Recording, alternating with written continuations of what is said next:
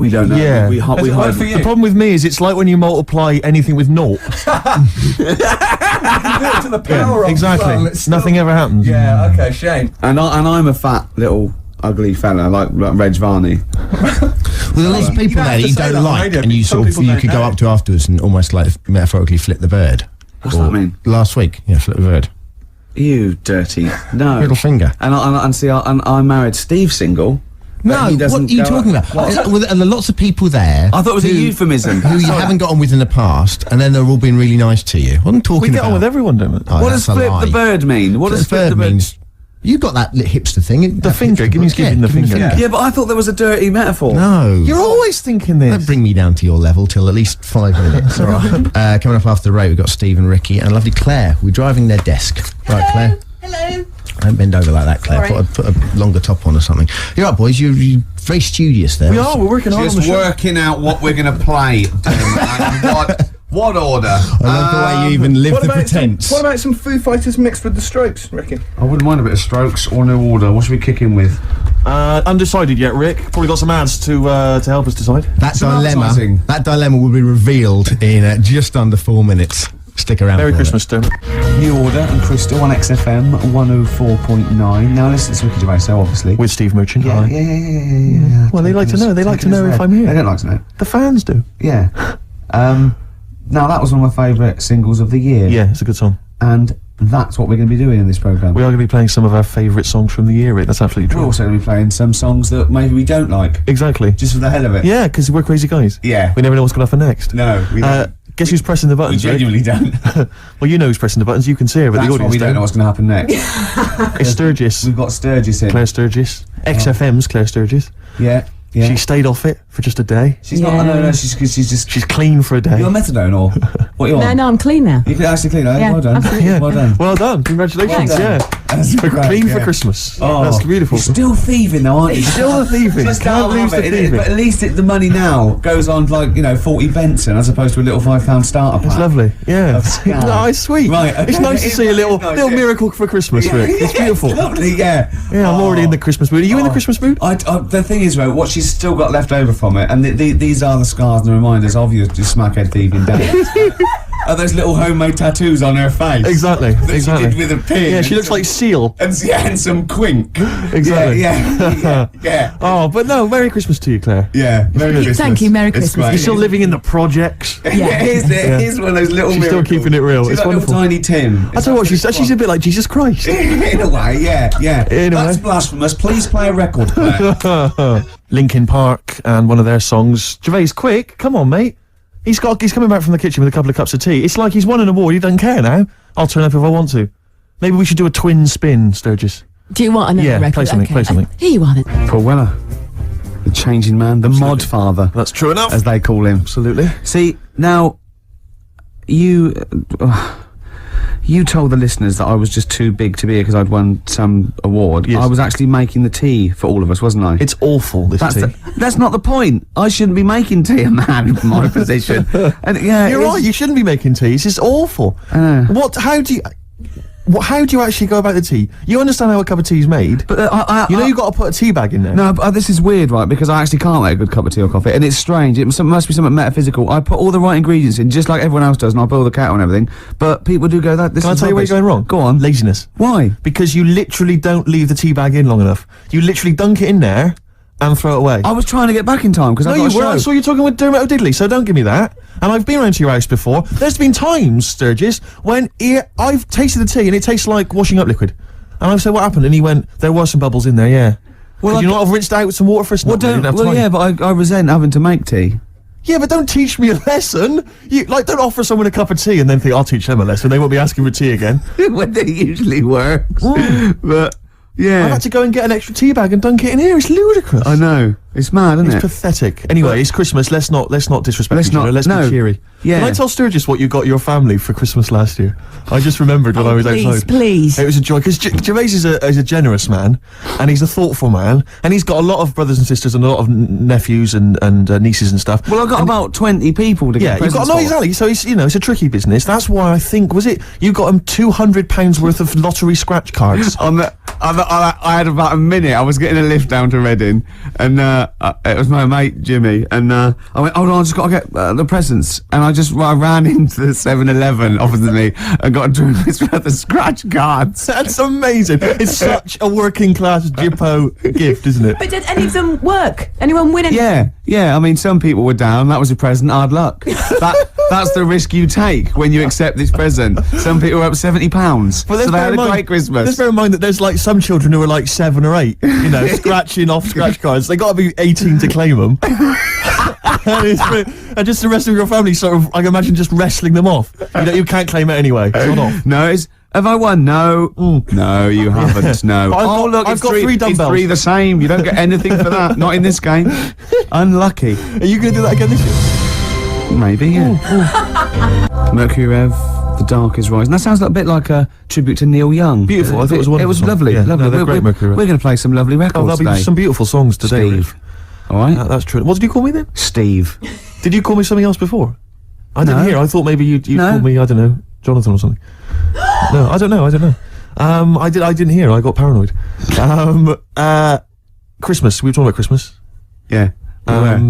Gifts. What's wrong? No. I didn't know what that meant. What? Were you having a go at me because I went on Jonathan Ross show? No. I thought you'd said something. You'd said my name by mistake. You'd said someone else's name when you were talking to me. Oh, And right. but I didn't hear that. So when I heard you just go Okay. Steve, I thought you were correcting a mistake you hadn't made. No. Exactly. Oh, okay. All right. You see? Blunder. What did you call me? Fatty. Good. Right. We're talking about Christmas, Yes, yeah. yes. Well, it is because it's Christmas, just the isn't fact that it's the right time of year to talk about it, to be honest. It's topical. So let's carry on. Go on, shoot. Well, I just wondered if your Christmas gift buying had always been as thoughtful as it is in recent years. Oh, well, no, that was actually, even though it was thought pretty lazy and thoughtless, it was quite generous in a sense, Yes, financially. But I remember, oh, God. Now, even though I sort of come from a working class family, my dad was, a labourer, and my mum was like a housewife, but I was spoiled at Christmas. I didn't have like pocket money or gifts and that, but she'd get out of a catalogue and pay for it for the rest of the year, so I did have great presents. Yeah. And because I had older brothers and sisters, they were earning, so I had good presents. And it was okay for me to, give them nothing or do a card or something rubbish. But then I remember one year when I just suddenly realised I was too old to be doing this. It was like, in Jaws when it pulls focus. Yeah, and you go, oh my God. And I just realised that's the worst present you've ever... I think it was about 12 or 13. And I remember it now. My sister had got me a Cat Stevens album. Great. I think a Birdhouse and like a quiz book or something. Yeah. And it was my turn to give her a present. And it was a bottle of shampoo that I'd found in the bathroom and wrapped up. It's a big jumbo, one of those Tesco's, Had it not already been used? No, I don't think so. Mum had bought it, You just topped it up with water, wrapped it up. I just gave it to her and she went, oh, thanks. I thought, oh, outrageous. God, that's rubbish. That's really It's bad. rubbish, isn't it? That's really bad. I know, yeah. I remember one year, I really wanted a Scale Electric. So I was going, I want Scale Electric. And my mum was going, no, you'll just get bored of it. I know what you're like. You'll get bored of it and we'll have spent all that money and you'll be bored. I was going, no, I won't. I love it. I'll play with it forever. And, and she was going, no, you won't. And I was going, I will. I love it. And so she bought me Scale Electrics and I unwrapped it. And I was using it. I was bored instantly. Yeah. But I didn't tell her. I pretended I loved it. And so, I'd always be playing it monotonously, hating it. I know. But I'm loving this, Mum. It's absolutely brilliant. You were wrong. You were so wrong. I'm loving it. I know. I think it was Sky Electrics. I think it was great at the time, but I think it was an XFM party actually years ago when they got Sky Electrics and like loads of us think, oh yeah, I used to love it. Rubbish. Yeah, really.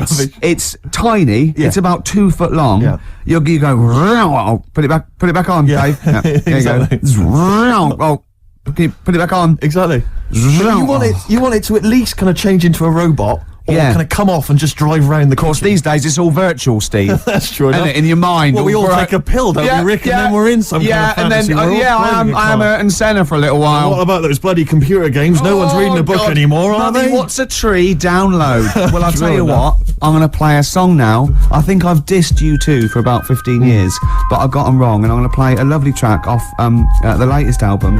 It's the last track on the album, Ground Beneath Her Feet. It's from All You Can't Leave Behind. Beautiful And I think it's one of their greatest works. Live Forever, Oasis. Still good, that one. It is very good. That's 1993, 94. Mad, isn't it? Long time ago, eh? Crazy. Cool. All those years ago, when they were setting out, they were great, and they'd, Yeah, before they became embarrassing. well, They can still come back. They could still come back. Their last album's not as good as their first 1 and 2, and No. but who knows, Steve? Well, exactly. Yeah. Exactly. It's been a good year for hip hop, Rick. Can I Yeah. surprise you? I've gone off hip hop of recent years, but I've been charmed this year by Bubba Sparks' album. I thought it was fun. Sure. I think De La Soul had an album this year, which I enjoyed. they did. That was good. They Very did. good. I didn't mind the Jay-Z album. I liked a couple of Yeah, tracks. it's all right on there. I actually quite liked. There's a Izzo new was Outkast compilation that I don't know if it's out yet, or maybe it's just going to. I was disappointed by the album. I bought it on the. Well, Rick, can I surprise? There's a new little I like compilation. the little owl. I like the owl and the cat and the dog. The new little compilation, Go Rick, on. has lots of tracks from their previous albums and other singles, and it's a good little dynamite buy. Maybe something Steve? for the new year in the sales. Just going to make a note of that. I'm going to buy that on the way home. Do it.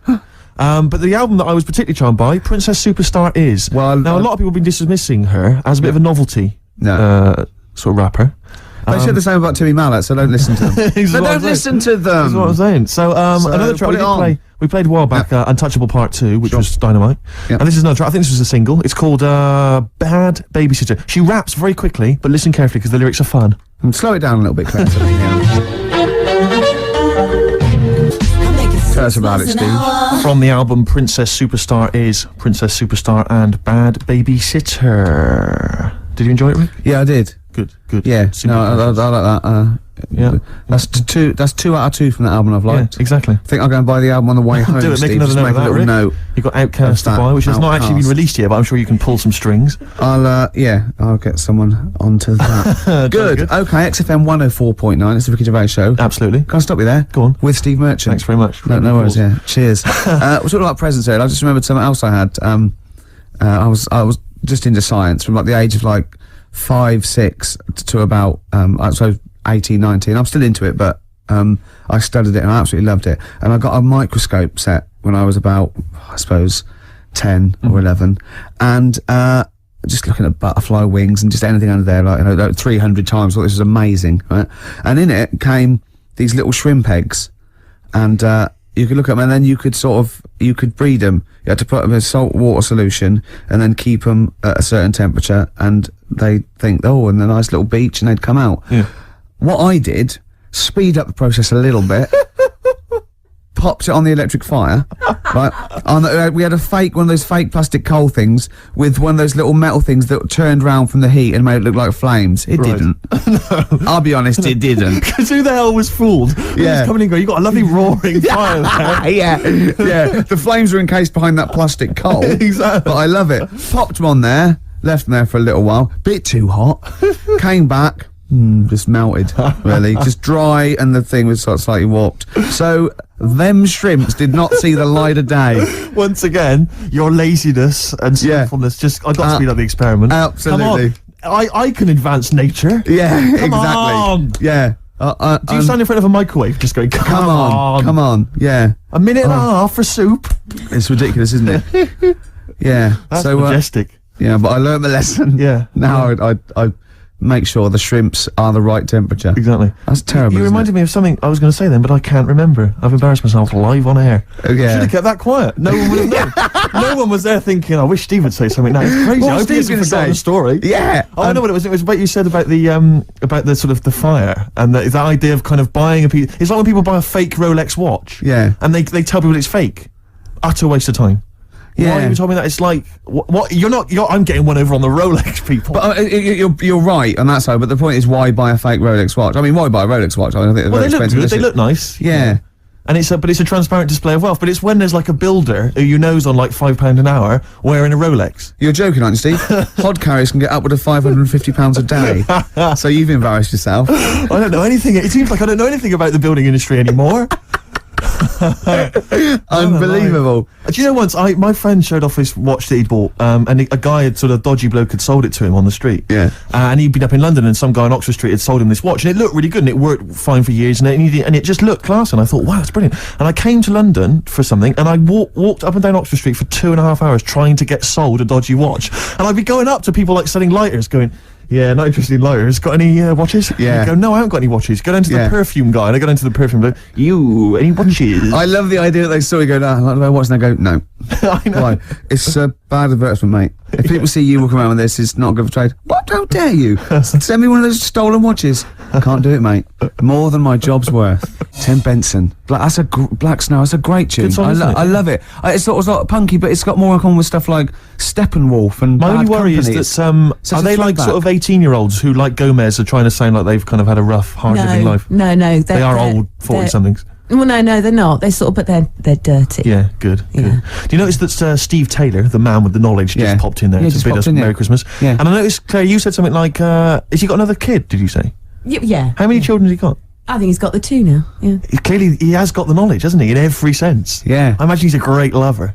Hey, well, he knows. I imagine he's got wonderful fingers. He knows what Magic fingers. Well, he's actually got little toady hands, but he uses a lot of utensils. Yes, yeah. He's invented all these little things that go with Exactly. and it's over very quickly, so Yeah. we can get on with learning. Pleasure gloves. Yeah, because even when he's making love, there's a stack of trivia books. Exactly. So well, he he's- can tell you about kind of great shags of the past. Yeah. Oh, he's heard. Here he comes. Yeah, here he comes. Oh, look, I love him because you don't know this, listeners, but he looks like Penfold of Danger he's a Mouse. beautiful man. He does. He's It lovely. hasn't stopped him breeding. Yeah. It's not. You don't usually Steve call Taylor, it. the You man usually with the call it knowledge. breeding when it's humans. Steve Taylor, the man with the knowledge. Come in. Hey. All right. Christmas to It's you. like Steve Wright and his posse. All right. Merry Christmas. Hi. Hi. Are you? So a great, tell us, are you a great ladies' man? Were you a great ladies' man before you were married? Not something I talk about. I'm married now. because he's sort of like got a little shaved head and he's got a beard and it's exactly the same colour, sort of ginger hair. He looks like a tennis ball.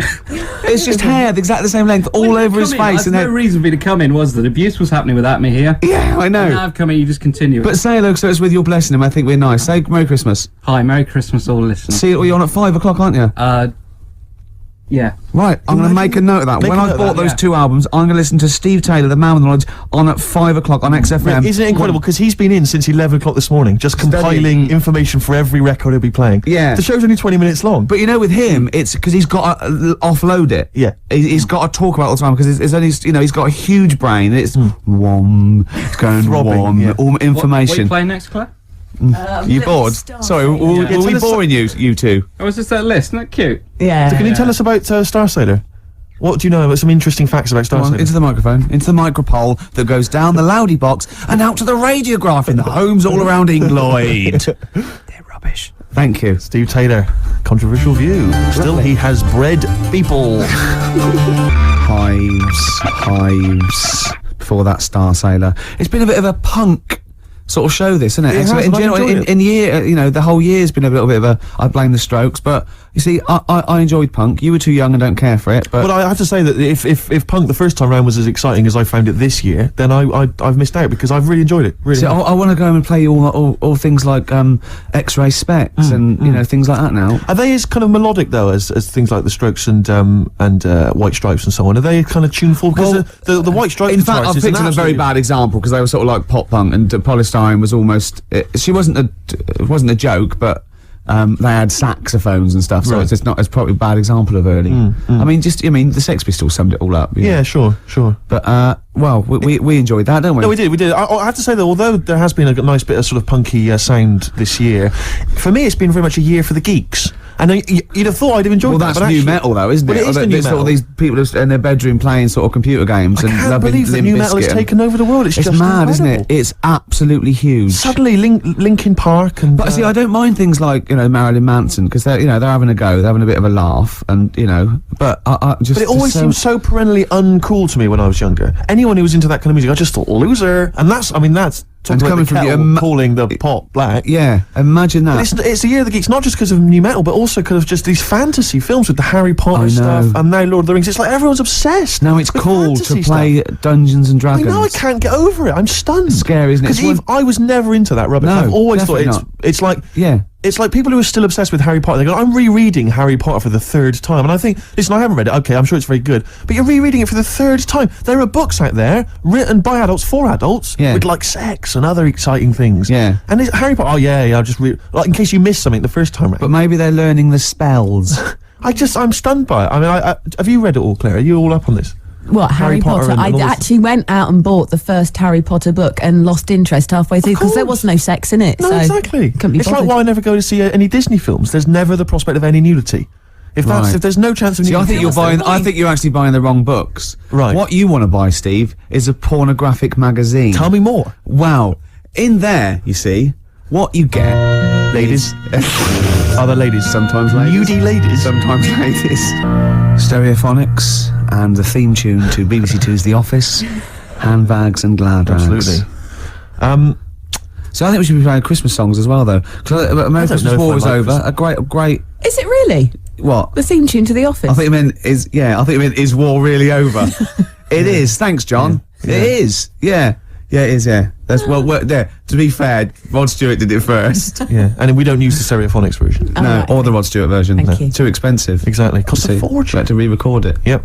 Or little known facts. Yeah. You should yeah. save that for the DVD. Or Steve Taylor would have blown it anyway. Yeah, exactly. Wouldn't he? To come on with the knowledge and told Yeah. him everything. I was thinking Fairy actually, Town, New York. a beautiful song. No, Can we- it's a great can we song. find It'd be that? nice to try and dig it. I'm sure everyone's playing it at the moment. Yeah. That's On a where. loop. Yeah. Let's But not I mean, we play it. should. It's good. No, it is Let's great. play "Simply Having a Wonderful Christmas Time" by Can Paul we play McCartney. Driving Home for Christmas, Chris Rea? Oh, he is.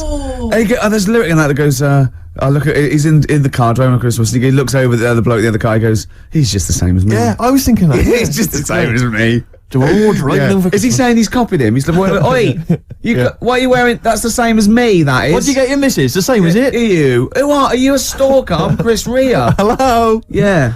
He's going back to Newcastle. Exactly. Are they talking it? Is that where he's from? Yeah. Is it Middlesbrough or Newcastle or Do you remember when Rea made a film? Cleveland? Go on. Chris Rea made a film. They all do it, like Dave Stewart made that film with the All Saints, Honest. No one went to see it. No. But Chris Rea made a film which was like a kind of fantasy thing. Well, I think Shirley Bassey turned up in it, where he was like, have you ever seen this? No, but no, I can't tell you. I'll tell you off air. Really? Is it outrageous? Is it libelous to Chris Rea? No, I had to interview Chris Rea about this. Really? And Shirley Bassey was there, and she pulled That's up in a her weird limo. interview. Yeah, It's an incredible- don't ask me. Don't ask me. What was you interviewing for? It was for some satellite And what did TV Bassey show. say? Did she disrespect the Bassey? film? No. When Bassey came into Pinewood Studios, Bassey? when she came in, we all had to leave the set so she could drive through the set. We all had to leave so she could drive in. No. Just thought I'd tell you that. Wow. It's very boring, really. I wish I hadn't told you that. What do you mean? She drove her car into the set? No, she was driven into Pinewood Right. Studios, Right. into wherever they were filming, and we had to all leave why did you as have she to arrived. leave? Because, I don't know. Did she knew what you do? She didn't Sturgis? like me. She went, Yeah. I don't want that smackhead around in here, you know. I got some valuables in here. yeah. Sturgis. Diamonds are forever, and especially when she's around. Yeah. Anyway, I never saw the film, Steve, in answer to your questions. Yeah, well, I don't think anyone did, but it's the fact that Chris Rea got money to make a film. I mean, has he released a song for years? He's still going. He's Is he? probably got a little bit of back catalogue going. You mentioned Paul McCartney as well, and we were talking about that with Steve Taylor. And I'm wondering, because you're talking about his money and the fact he's got loads of wealth, and that's fair enough, and he obviously deserves it. But what I'm wondering is, he's got to be he's such a Steve, rich does man. anyone deserve it? Unless they spread it around. really. Politics. But he's obviously, I mean, he must be one of the richest men, certainly in this country, and I'm Yeah. sure, internationally. Millions. Yeah. I don't know if he's reached the billion mark yet. But I'm wondering to myself, why doesn't he spend some of that money making his missus like a bionic leg? That'd be amazing. Do you know what I mean? She God. could like leap over buildings and stuff. That'd be genius. Well, she wouldn't leap, she'd hop. Because if I had that much money, I would. She could only hop. She'd She'd just be definitely running around in a circle. if She'd you win, get the one. she'd You have win to get the other one done as sports well. games, wouldn't she, at school easy? Just Yeah. one hop. Exactly. And she's won. I mean, it'd just be Oh. incredible. Because I don't know. I mean, the Bionic Man, it was expensive then, wasn't it? 6 million then, Steve. Christ knows what it would cost now with inflation. $6 million, of course. That's only about £4 million Yeah. sterling. Yeah. But now, and that was like, what was that, 74 or something? It cost you a fortune. Hundreds of million. Oh, I wouldn't even want to guesstimate. But he got the eye. Sure. That's useful. Yep. He can see miles away. Yep. He's got the 2 legs. You need the 2 legs for running. Did he have the 2 legs? Wouldn't it be? Yeah, of course he did. Otherwise, he'd be hopping, wouldn't he? Yeah. Dun, dun, dun, dun, dun. But he got the 1 arm. He didn't need the 1 arm. They thought, let's not look mad. Let's not make him completely bionic. Yeah. But the one thing that always worried me, right, was that when he lifted up a truck with his 1 good arm, why didn't his back collapse? Yeah. He didn't have a bionic spine, did he? Sure. I could see him lying on the ground and sort of like doing a sort of leg press. That'd be fine. But when he stand up, his back would just collapse, wouldn't it? Yeah. So you're beginning to wonder if an astronaut who fell out of an airplane while test driving it and was rebuilt as a half robot, you're wondering if there's maybe some flaws in that concept. Yeah, and Oscar Goldman, I don't know what. And isn't it convenient that his girlfriend had the same 2 legs, 1 arm? I but think that's what drew them closer together, though, really. This time she had the ear. I don't think he was just on the pull and by chance he got her undressed. He thought, my God, that looks like a familiar plastic arm. And there was a bionic dog, wasn't there? And a horse, But apparently. why do you need a bionic horse? I know. When you can run at 70 miles an hour, you don't need to get on a horse, do Yeah. you? Unless the bloke that had the bionic horse wasn't bionic, and he could run like really Well, I fast. think the problem was that they'd spent so much money on all these bionic things, they just made a bionic horse, entered it in races. Yeah, he Just had bet to get on some it. of their money back. Yeah, exactly. Steve Austin, he's not turning Exactly. up, he's swanning round. A very costly investment. Does anyone remember Bionic Man? Is this just, this is all shown again, isn't it, on Bravo? Everyone and all knows the- who the bionic Oh, just I ask know sci-fi. Camfield about it. Oh, I bet he loves it. Because Camfield's only about 14 and he knows the bionic man. I know, yeah. He's been watching it for 13 and a half years. Sturge, let's play another song because we just played the cover version of Handbags and Rags. Sure. Great song, really good. Yeah. And I've been playing cover Good versions version. all this year. And one of my favourites was this Run one for I cover. played a long time back. Actually, I think I played this when we were standing in for Dermot O'Diddley. Yeah. Not he gonna- was back today, wasn't he? Just pops was- up when he wants. Exactly. Isn't he? But I'm not going to play any cover versions in the new year. That's Go on. Cover Me Up or Cover Me Bad. That's Cover, going to be scrapped. run for cover. Well, I've finished with my, I call it film review. Yeah. Yeah. Sure. So Yeah. we're going to have all new features in the new year. Yeah. But this is, I'd love to play this again. This is a Once Around the Block, as done by the Kings of Convenience. Play this, Claire. Lovely. Was, I think, a short-lived kind of new folk movement, wasn't there, this year, that kind of came and went. And the Kings of the Convenience were supposed to be part of that. And their album, Quiet is the New Loud, I thought was an absolute treat. And a lot of people just sort of ignored it. Lovely track. But lovely that's, version. That was never actually on the album. That was from the Toxic Girl single. And that's Once Around the Block by Badly Drawn Boy, as done by the Kings of Convenience. Beautiful.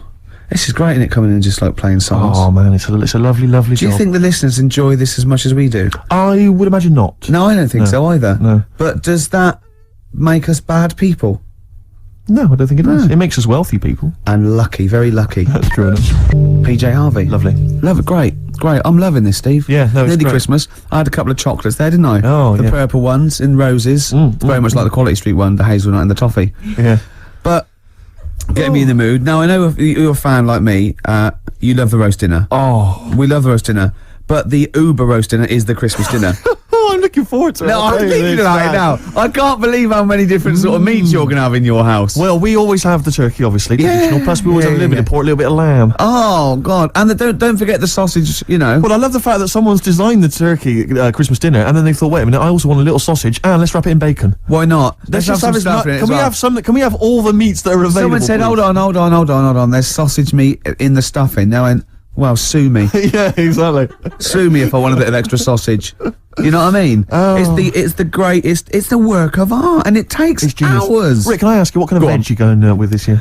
Veg, well, I just love the roast potato. I mean, people have tried to sneak in the Brussels Because you sprout. don't eat vegetables or No, I anything try green, do you? not to eat. Parsnips. I love parsnips, but when they're crisp and crunchy, like a trendy crisp Yes. in a wine bar. I love it when yeah. Yeah, Oh, I that's love that. We'll be having carrots, we'll be having leeks, we'll be having Brussels, obviously. Yeah. Brussels. Yeah. And my mum will always throw in a little bit of something crazy. Maybe there'll be a little bit of red cabbage, something wild, something exotic, or something Vim, continental. or a used condom. To be quite honest, I think she's mental, your mother. She's But, got to stop that. But who knows? Any kind of treats. I'm just so, and I love the fact about the Christmas dinner is that people are taking weeks, years planning it. I know. They take yeah. they months. They got defrost. Did it? Have you told? Can you talk about your grandparents? Well, my grandparents, of course. The thing about my grandparents, I have mentioned this before. Yeah, I don't. I Think love I this. think they've got about 3 teeth between them. It's unbelievable. My grandfather. They're all their own, though. He was in the RAF in the war, right? And for some reason, he had problems with his teeth, and they pulled them all out, and they really? replaced them with a false set of false teeth. But during the wartime, I don't know whether this was just like what it was like during the war or just before it is, but he had a kind of wooden plate put in with like some kind of fake teeth attached. Oh no. And he's never had that changed. So he's still got the wooden plate and about 3 teeth still hanging on it. Oh. It's just so he and my grandmother combined, they cannot eat anything that's kind of solid. So they will literally get up for Christmas dinner. They'll get up and they'll put the meat on like it's sort of 6 a.m, go back to bed for the day, get up and eat it about 9 o'clock at night. And the best compliment you can have if you've cooked dinner for my grandparents is, oh, this is lovely. You can suck it away. Yeah. Imagine that. Imagine Why having don't to they suck just it through a straw. liquidize it? Have a nice little They have roast done. smoothie. They have done in the past. Really, and a little apple crumble smoothie to If we follow. take them out to eat, like at a restaurant or something, we've got to phone ahead to make sure there's fish on the menu. Really? Because they can only have fish. But then the bones, you see, that's a problem for them. Well, you can take the bones out of fish, can't you, and sort of mash it up. Yeah, but the eyes are going Steve, as well. could I suggest the fish cake? It's already mashed. It's with the potato. It's in a crispy crumb, which doesn't hurt anyone, whether you got teeth or not. Rick, can I Go on. make a little... Yeah. I just want to make a... Because obviously not everyone's as fortunate at Christmas, Rick, No, as us. we're What talking about the vegetarians? What are they eating? A nut cutlet. What the hell A is lovely little nut cutlet. Can't they have like tofu, but in the shape of a turkey? But I love the fact that so often, you know, certainly your Linda McCartney veggie items, they always try to fool you into thinking it's the real thing. You know, some veggie sausages that they've injected with something so they'll taste like sausages. Yeah. Well, it's Eat sort of the like real thing. I know you don't really need it that arbitrary shape. If it's, you might as well just have it any shape. What angers me with the you could have any vegetarians, shape, Rick? couldn't ya? What angers me with the vegetarians and the vegans, even worse, is that, look, we're breeding all these animals to be eaten. Yeah. They're going to get slaughtered anyway. Chow down. Come Yeah, on. yeah. Those chickens in those little kind of pens, you know, 4 of them in a little square box. Yeah. You know, I mean, they're sort of crapping eggs out every couple of minutes. Yeah. They're to be eaten. You're not a zoologist, are you? I am not officially. Yeah. No, but I know what I'm talking about. Rick. Yeah, you I've- do. I've seen brochures. Yeah, yeah. I've yeah. walked past a farm while on holiday. Excuse me, Father, could your finest hens crap me some eggs for my tea? No worries. Chicken, crap a little egg for me. Oh, Brilliant. an old Christmas classic. Oh. No, spare a thought for the vegetarians, and we're still the vegans. Yeah, and what about Travis? What do you think they'll be doing this Christmas? Having a whale of a time. I'll tell you what, Steve, it was an excuse to play the record. Genius. It was a link. Travis and Driftwood on XFM 104.9. It's the Christmas edition of the Ricky Gervais Show with Steve Merchant. Hi. I'm loving it. Yeah, it's good. I'm in the Christmas spirit, actually, I have to Yeah, say. yeah, I do definitely. enjoy it. I do enjoy it. Will you be looking forward to, I know everyone talks about it, Rick, but Christmas telly? I love Christmas telly. Christmas Day telly's great. I get up and Noel's giving out some presents around hospitals and that, and then you might have the number ones of the year from Top of the Pop. Then you might have a little, I don't know, I don't watch the Queen's speech, but you know, you have a little sleep then, don't you? Yeah, Maybe exactly. after a big roast dinner with too many sausages. Yeah. I'm only joking, Mum. Let's have some more. True enough. More Yeah. chocolate, please. Yeah. Well, let's not, you know, there's not go people crazy. starving in the There world, are so let's people not starving rub in it the in. world. Hopefully they're not listening to the radio. No, probably not. Just scrabbling around in the cold and the dirt looking for food. We are actually laughing about it. I know We actually laugh. Rick, I about- find that if I Go on. laugh about it, then I can ignore the problem easier. Yeah. Not face up to the horror. Yeah, I know. That's too easily done, isn't it? Exactly. It's too easy to face the horror of the world. It's better to laugh it off. I know. That's what annoys me about buskers. Because a beggar just sits there and you can pretend you haven't seen him, whereas a Exactly. busker's shouting out. Yeah, and he's you want to drawing go, attention to he know, you know, unless you're deaf and blind, he knows. Yeah. He knows. Yeah. So, Have you anyway, cultivated a kind of universal... I've cultivated this kind of thing I always do with a beggar. When they offer their hand, I don't even say anything anymore. I just sort of kind of offer up my hands as though to say, look, I have no money in my hands. And just Yeah. a kind of sympathetic turn of the head. And I sort of mouth some words like, and it normally involves sorry mate or something. Yeah. Because I Well- find it's better to be courteous than like kick them in the head or anything like that. Yeah, no, I never do that, The old and I approach. always acknowledge them. I actually never ignore them. No. and sometimes I give, depending on. Although I have to say, it's all situation. isn't Another it? successful year for me of avoiding the Big Issue salesman. I've never bought a copy of the Big Issue. I love the fact you are actually proud of that. Well, it got to the point where I actually am appalled by myself, but it's like it's a contest now. It's like I've managed to do it for so long that it's almost a competition with myself. It's to the same avoid as me with reading a novel. But yeah. Although I blew that in 1987 when I read Catcher in the Rye. I'm still kicking myself. I'm looking forward, of course, to. I'm hoping it'll be Dennis Norden's Laughter File, Volume 7. Oh, it's 7. You're having a laugh. 27. It used to be It'll Be Alright on the Night, but I think they've changed the name to Dennis Norden's Laughter Well, File to fool us. it's great though, isn't it? Because he comes. You're one of those people. If you're one of those he goes, people. This is something we call doorstop. Yeah. And it's sort of like, just what? Yeah. And doesn't he just go into the Director This is General? one called Let Sleeping Logs Die. Yeah. It's just, oh God. But what I don't understand is why no one has said to him, or why hasn't he watched that TV? Why hasn't he, at Christmas, right, he's gone home with the family, he's gone, come on everyone, let's watch my show, and he's watched it. It's and Laughter File 27 with Dennis Norton. That's me. The family must have been faking laughter, and why is he not turned around and gone, why did no one tell me then? Crap. Why doesn't he go to Greg Dyke and go, or whatever it's on? Well, like, it's ITV, isn't it? Yeah. Oh, is it? Oh, who's that then? ITV Task is Who's in charge? Paymasters, I don't know, they change every know, week, don't they? But That's go why we to don't go, work with them. just watched me on that Laughter File 27. It's rubbish, isn't it? And they go, yeah. They go, well, why didn't you tell us that? Well, we thought it would kill you, to be quite honest. But why didn't you let my son take over or something? Well, Dennis, he's 84. How old am I then? Well, we don't know. We've had you carbon dated, but it's off the scale. But why'd you let me carry that stupid file? Are you reading this now, Dennis? Oh, I can't remember what I got to say. Well, don't read it. Just speak normally. 2 coffees, please, waiter. I'm on the No, wrong sheet. I don't know no, what I'm this doing. is what we call talking to the Director General. Stop it! But I can't wait for that, yeah. And, Dennis Lawrence there is laughter two, Can I just say, go on. who's in the audience of Dennis Lawrence? Like, who's gone, Joan, I got 2 tickets for Laughter File, I can't believe Yeah, my luck. I've been on the internet. Because they're always they're cracking up, the people on that show. I've never laughed once. Maybe it was an audience that they filmed in 1973, where it was the first time they saw a goalkeeper get hit in the balls Yeah. or something, or Jackie Charlton or something, or a dog fall off a slide. Well, it's either old people who just can't remember, they've already seen those clips 1,000 times before, like Yeah. Alzheimer's or something, or it's, I was always thinking of the people, it's, what's that show, Beadle used to do, the You've Been Framed. You've Been Framed. I think now what's happening is while Lisa Riley's doing all the scripted jokes, there's just someone stood behind her, maybe just showing a picture of her, like nude, or in Yeah. a bikini, or just pointing and just making jokes at her expense. Exactly, That's yeah. why they're laughing. He's lovely Lisa Riley off Emmerdale, of Good old course. Fatty Riley. No, don't say it's not fat. It might be glad you don't know. It could be gland. No, just stop it. You can't say that I don't sort know, of I've thing. gone a bit crazy, I've just gone, No, gone no, a but bit wild. what if she's listening to this and she gets an eating disorder or something, or, becomes bulimic because of what she's probably at home binging now. I know. She's leaving out the vomit and she can't get her fat fingers in her mouth. Anyway, I'll tell you what, the best gig of the year, surely the White Stripes, Rick. I know everyone's raving about them. Let's hear one of their tracks. What's it called again, Claire? Fell in love with a girl. folks, Kirsty McCall, Fairy Tale New York. We're just saying, it's just a brilliant song, isn't it? Genius. It's genius. great. And what I love is the fact that it was quite a big hit, and it's like sometimes even a majestic song like that normally would get overlooked just manages to drift up to the surface somehow, and even, everyone, the white trash. Well, the imagery is great as well. beautiful. How can old slut on junk be romantic? Amazing. Well, we're fans. Yeah. Sturgis thought he was talking about her. Leave it, Sturgis. In You're a way we clean. are. No, in a You're way. clean now. Exactly. Yeah. Well, we got more treats.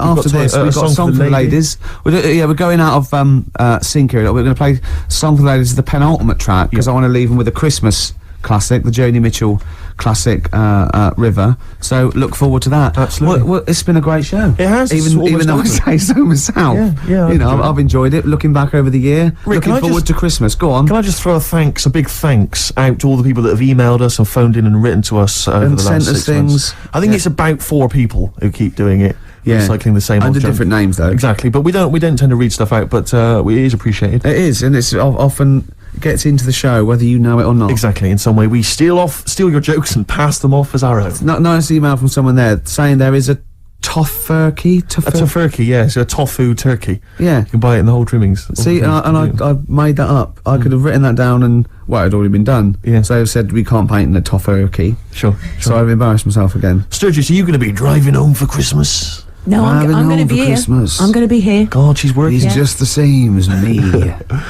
She's working on Christmas, Sturgis. Oh yeah, I'm here. Yeah. Someone emailed me the other week saying, "Will I be voice tracked over What does that Christmas?" Well, I'm not quite sure. It's a radio term apparently, Right, but no, I will be live. Wow.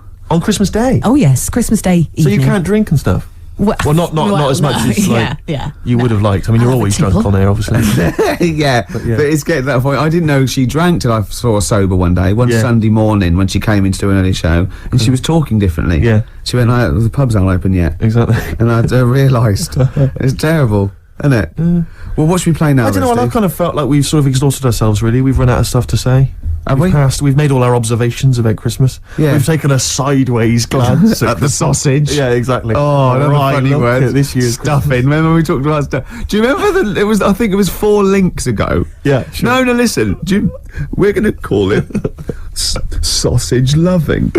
And we talked about all the different things you have on a plate and that. And we started off with like turkey, and then we went. Go I'm on. just trying to remember some of the amusing bloopers that took place over the course of. Remember when you didn't make it back in time for the link and you were making tea? I was making tea. That was a oh classic God! What was that one when I think you said something like that was a white stripes. He's going to Exactly. say the word wrong or Yeah, something. yeah. Oh God! If you're one of those people. Oh, this is great. I'll tell you what. I'd like to play a record because I'd like to talk about this link later. Yeah. Should we play a record? Yeah, well, let's look back on it, like, amusingly, like I Love 1980.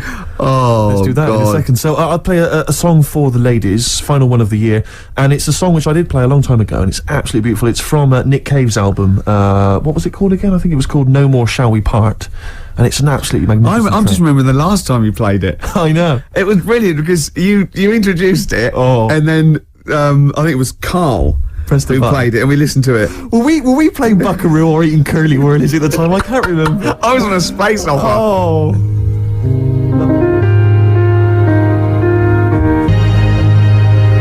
Nick Cave and the Bad Seeds, Love Letter. Beautiful song. Absolutely beautiful. Well, I'm loving this, but we've got to go soon. Sadly, the clock has beaten us, Rick. But it's the last track that we're going to play this year. It's a lovely track. It starts off with a little bit of Jingle Bells at the beginning, a little bit of tribute on the piano. It's Joni Mitchell and The River. Enjoy. We won't be back next week, will we? Or the week after? No, we're back on the off for 2 12th. weeks. Yeah.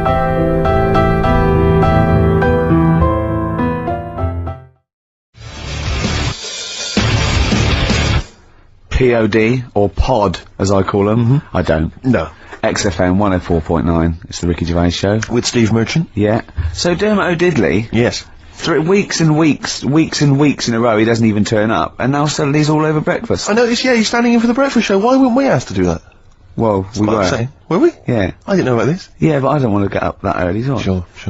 I feel a bit hungover today, actually. Do you? Yeah. What's happening? What were you partying last night, were you? Well, not partying, we just went out for a couple of drinks, then had a meal, and then went to the Borderline and saw about. I'll tell you about that. It's good. You saw a band? That's the first Yeah. time in years, isn't it? It is, yeah, Okay. yeah. Because no, do you know John Sim, the actor? Not really. He's in this band, right, called Magic Alex, and it was really good. They're sort of like a friendly Oasis. They got, sort of Yeah, quite, yeah. it's quite mank sort of feel, but it's really good songs and everything. Is he the singer? Yeah, no, he's a guitarist. Nice, cool. But it was full of actors because of that, and I felt quite tall. That's ludicrous, because you're a very short man. Well, I am. I'm sort of. I was average, but now I'm not. I don't think 5'8". That's what. But there, I was like quite.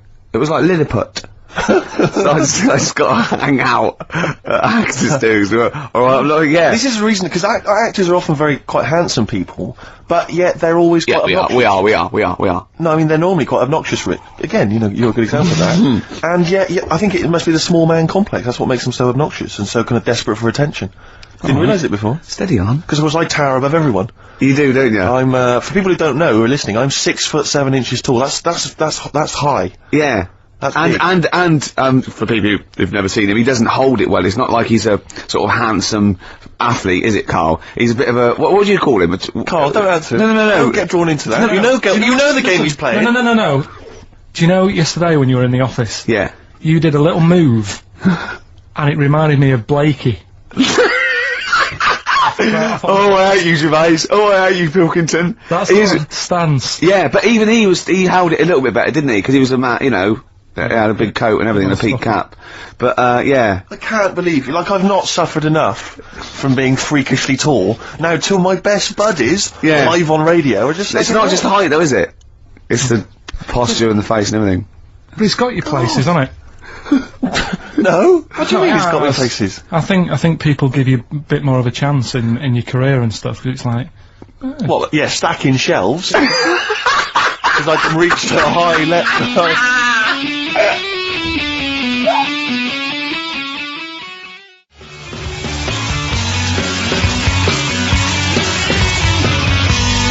Muse, Plug-in Baby on XFM 104.9. Rick, Ricky Gervais, go on. Well, yeah, but I know you guys are laughing about the height thing, and for those that have only just tuned in, I am 6'7" tall, which is tall, and that's big. And I pride myself on it in a way. I've worked hard, I've not smoked, I ate well. Yeah. It's an accomplishment. But obviously, I didn't have much involvement in it. I just am, and it's a curse because mainly the problem is that you can't get stuff, you can't get clothes, you can't get shoes. Yeah, So it's 14 feet. yeah, but it is genuine, and I don't know. I mean, it costs a lot to buy a pair of size 14 shoes, and so I don't. I mean, if you were genuinely poor, I don't know how you'd afford to be tall because the clothing costs more, everything costs more. I've seen this in comics that you'd actually go to school in a barrel Wearing a barrel with just braces. It'd just Yeah. be a barrel like that, and you'd have sort of flip flops, and you'd take a mule Yeah. with you. They all had a mule, didn't they? The But poor people always think you'll be in a pub or something, and people just think they can talk to you about it. They just think, hey, oh, you lanky, it's just like, because it's like they But that think, really annoys you, but doesn't But it? it annoys me because it's like they think I should be proud of it. Like, Well, it's exactly, but accomplishment. they don't think that this is not a disadvantage. This is not a disability, is it? You're taller than most people. It might It is a get disability No. if you're- If you were 8'3", it'd be slightly debilitating. You would, but Debilitating? What? Disabilitating? Yeah. No, you're a medical man, aren't you? But no, the point is, it's a debilitating because when you go on public transport, like if you're on a coach, Yeah. the only place I can sit on a coach is that seat On the driver's lap. Either on the driver's lap or that seat at the very end. Yeah. You know which sits into the aisle. Yeah. That's the only place I can. Well, sit. you stand and there's always up- some sort of stand kids up- at the back waving at drivers. You could drive it from the back. Here he comes. Watch it. Were you a tall baby? Or Mr. and Mrs. Merchant, you've given birth to a basketball player. Look at his dribble already. Were you a tall baby? Babies aren't tall. at what point did you suddenly like, Jesus, nothing fits me? Well, it didn't happen overnight, Carl. Let's do a little graph. How tall were you at 5? Oh, I don't know. 3 foot, 3 foot. How tall were you at 12? 6 foot. 6 foot, are you really? I don't know, do I? How do I remember? I don't remember this. Well, when did teachers start calling you freak boy and No, lanky? they didn't. It wasn't Didn't they? so much. It was no. You went to a funny school. I went bowling with him once. So I'd never been bowling before, and he'd been once before. And he went, "Let's go to this bowl." We went to a bowling alley, right? And you have to wear these special shoes. Now they're sort of like pointed things anyway, and they're multicoloured, sort of red and green. They look pretty weird. And the woman said to me, "Oh, what size?" I said, "Oh, 8." She went, "Yeah." "What size are you?" He went, 14. She went, 14. He went, "You probably haven't got them." She goes, "Yeah, I think we have got one pair." And she put them on the table, and it was like Krusty the Clown. And I just started laughing. They looked so long, and he had to run round this bowling alley in these freaky clown But they shoes. don't look freaky clown like when I'm wearing them, because the rest of me's in proportion to it. It looks like a little wall bracket. One of the worst things that happened to me was when I was like, I don't know, when I was about 16 or something, we went to, is the fire There's a alarm fire going? alarm going off. There's a fire alarm going And the off. fire light's going off. Should we not just maybe we play a evacuate? record and go and check that out? Wrap it up if you want. Oh, no, not wrap it up. Play a record. I'm gonna go. No, the See you fire, later. it's gone off, Rick, it's gone off. Oh, well, they might have burned down. Yeah, I think we'd know about it. The flames licking around our ankles would be a clue. God. I'm gonna go and investigate. You shouldn't ignore a fire alarm, should you? Blimey. We're entertaining the nation. Oh, look at him, he's scared of fire. What do you mean?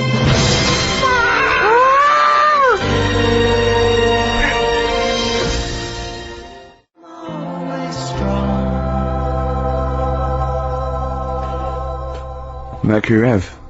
The dark is rising. That's a good song, isn't it? I noticed that you're investigating the fire mainly involved wandering out into the office, looking around a bit, then coming back. Yeah. What did you find out? There was no fire. There was no fire. No. Right. But I love that. Imagine that though. Imagine like, there's a fire and there's loads of firemen. They go get back, and you go to the firemen. All get back. Oh, look at him. I would. I'd actually Yeah. be justified to. Okay, there's heavy shelling, lads. Retreat. Oh, back, Sarge. I'm sorry. Back, Sarge. Yeah. There was a fire alarm. I'd never seen it before. A fire thing going off. There was a fire alarm going. I thought, oh, let's at least have a look if there's a fire. That's all I thought. See, there's someone official coming in now to tell us we should have been running out. There's no fire. Well, you can't just stop entertaining, you know, the people of London just because there's a fire. This isn't the Titanic. Well, true. I don't have to carry on playing. I don't know, it feels like a bit of a sinking ship, Rick. Oh, you alright? Nice one. Nice one. I don't know who I was taking off then. Probably me. Yeah, I think so. Yeah. Listen, let me just tell you briefly, this is another example of how people can just exploit you and make fun of you when you're tall. Yeah.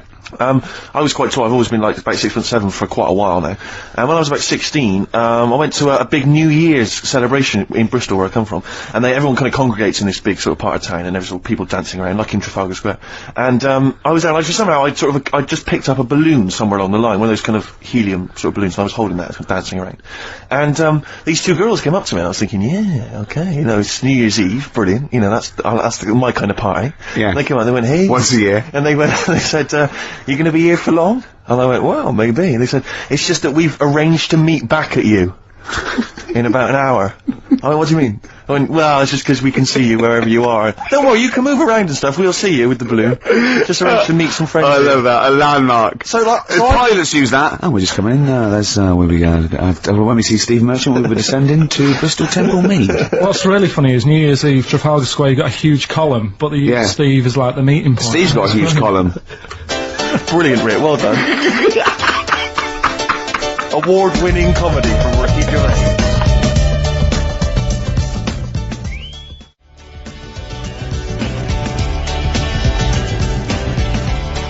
Happy Monday. Took you back, didn't it? Happy Monday's there. Manxine there. Carl's like really getting down. Oh, yeah. Oh, come on. Got Come any on. Vieras? Oh, come on now. Did it take you back, did it? Yeah. Yeah. How old are you? 29. 29. So you were just going into out of your teens. I'm a Virgo. No. What? No. No. You don't understand. It's just. I'm Rick, a I Virgo. thought we discussed about involving Karl. Yeah, sorry, yeah. Management have told us we're just not allowed to do it. We've had emails from people. Please don't speak to Karl. It's cruel. Exactly. On the cusp. Can I just make an appeal? I don't want to... On the cusp, the Virgo, he said. Still going through with it. Doesn't know what's going on, does he? Just wave bright objects at him. Yeah. We've got a competition, Steve. We have, but before we mention that, Go on. can I just ask something? I don't want to exploit our position on the radio. No. But I wonder, because I'm very tall, and it's very tricky for me to get size 14 shoes and big clothes and stuff, can I just get people to send some stuff if like, maybe they own a shop which... Yeah, but it'd be things like homemade clogs That's that people cool. have carved out of chunks of wood they found in the shed. Whatever. It's not When I going was to in be great. America, when I was in America, everyone says to me, like, you go to It America... was a cool. I made out of my own skin. When I was in America, everyone told me like it would be really easy to get big clothes and big shoes and that because they're all huge and all freaks over there. all right, steady on. And I was wandering around New York and I was going in a few shops, kind of saying, we've got size 14, US 15 shoes, and they were going, no, we want something. Is that the difference? One. And they literally were laughing at me. There was a couple of shops where they literally laugh and get like someone else in and come and look at the tall, freaky Englishman. Really? And then one guy said, I remember we had someone come in here once, and he said he'd been to a shop which sold kind of stuff for really tall people, and he said, I think I can remember the address, and he sort of looked through the sort of telephone directory, and he made a note of it. And I went on the subway, and I went down all Lilliput. And I went, it took me ages to get there, and really hard to find it. I finally went in there, I've never seen it was heaving, right, with freaks. It was Really? amazing. It was like, they're just kind of gargoyles, it was like something from Lord of the Rings. They were just kind of these tall people and kind of gnarled. Did they turn around and start bowing to you? It was incredible. Yeah. When I went in, I just said, hi, I'm looking for a kind of da-da-da-da sort of thing. Guy went, yeah, sure, and he sort of hobbled off into the darkness and came back with exactly the kind of pair of shoes I wanted. I couldn't believe my luck. It might be a magic shop. But it was like that shop in, Mr. Ben. It might have been a dream, though. You see. Have you still actually got the shoes? No. Because when Mr. Ben sort of like goes back and wakes up next day, he finds like a feather in his pocket where he remembers he was a 17th century sort of squire or something. Yeah. You know what I mean? The classic episode of Mr. Ben when he becomes a 17th century squire. oh dear. Mr. Ben learns to play the harpsichord. But it's like when Mr. Ben, that black shopkeeper goes, right, are you going to pay for that? You're not just going to go through that door and then have an adventure and come back. Oh, yeah, I am. No, you're not. You're barred. Yeah. You just make me sick. We wait nothing from you. Well, I'm not in this for your amusement, Mr. Ben. Is it only Ben who's got the insider knowledge about the magical doorway, or... I don't know, because that fella in the fez doesn't seem to have anyone else there. No, rarely. He's always grinning, though. He knows something. I'm not sure. It's not a documentary, though, is it? It's a kid's show, isn't it? I'm trying to remember. No, it's not. It's just a kid's show, so anything can happen. Yeah. That's a lot of people make that mistake when they slag off something like Scooby-Doo or Thundercats. It's not really reality. Real. It's just a kid's... Mr. Ben, they were all on drugs, weren't they? Like Magic Roundabout. My mate fancied Cheetara from Thundercats. Cheetara. Which one was Cheetara? I quite like She-Woman. She was a lovely cat. Yeah, she was a real dish. What's the sexiest cartoon? I'm glad you've asked. A lot of people say Jessica Rabbit. They do, and they'd be right to say that, because she's actually human, she's not an animal, which is good. What? Isn't she? No, she's a normal woman married to a rabbit. No, she's not. Yeah, Jessica Rabbit. Is that what she got a surname, Rabbit? But she's not actually she's a rabbit. married Roger Rabbit. But she's not actually a rabbit, she's a glamorous woman. Is she? Yeah. I've never seen it. No, yeah, this is the weird thing about it. That's weird though, isn't it? It is weird, the idea of a rabbit having sex with a beautiful woman. That is the weirdest thing about it. How does that make you feel? Annoyed, if I'm honest. Yeah. But I bought some bunny ears just after I saw the film. Oh, hip-hop. You got your hip-hop track? Good. No. This album was rated by a lot of people last year. My sources tell me that it's being re-released and re-recorded this year. Anyway, Nerd are the outfit. They're better known as the Neptunes, who are kind of sort of hip-hop R&B producers. Yeah. I think this track may have featured on a giveaway CD. It did. The Enemy. It did. Anyway, it's Dynamite. It's from the album In Search Of by Nerd, and it's Bobby James. Play it.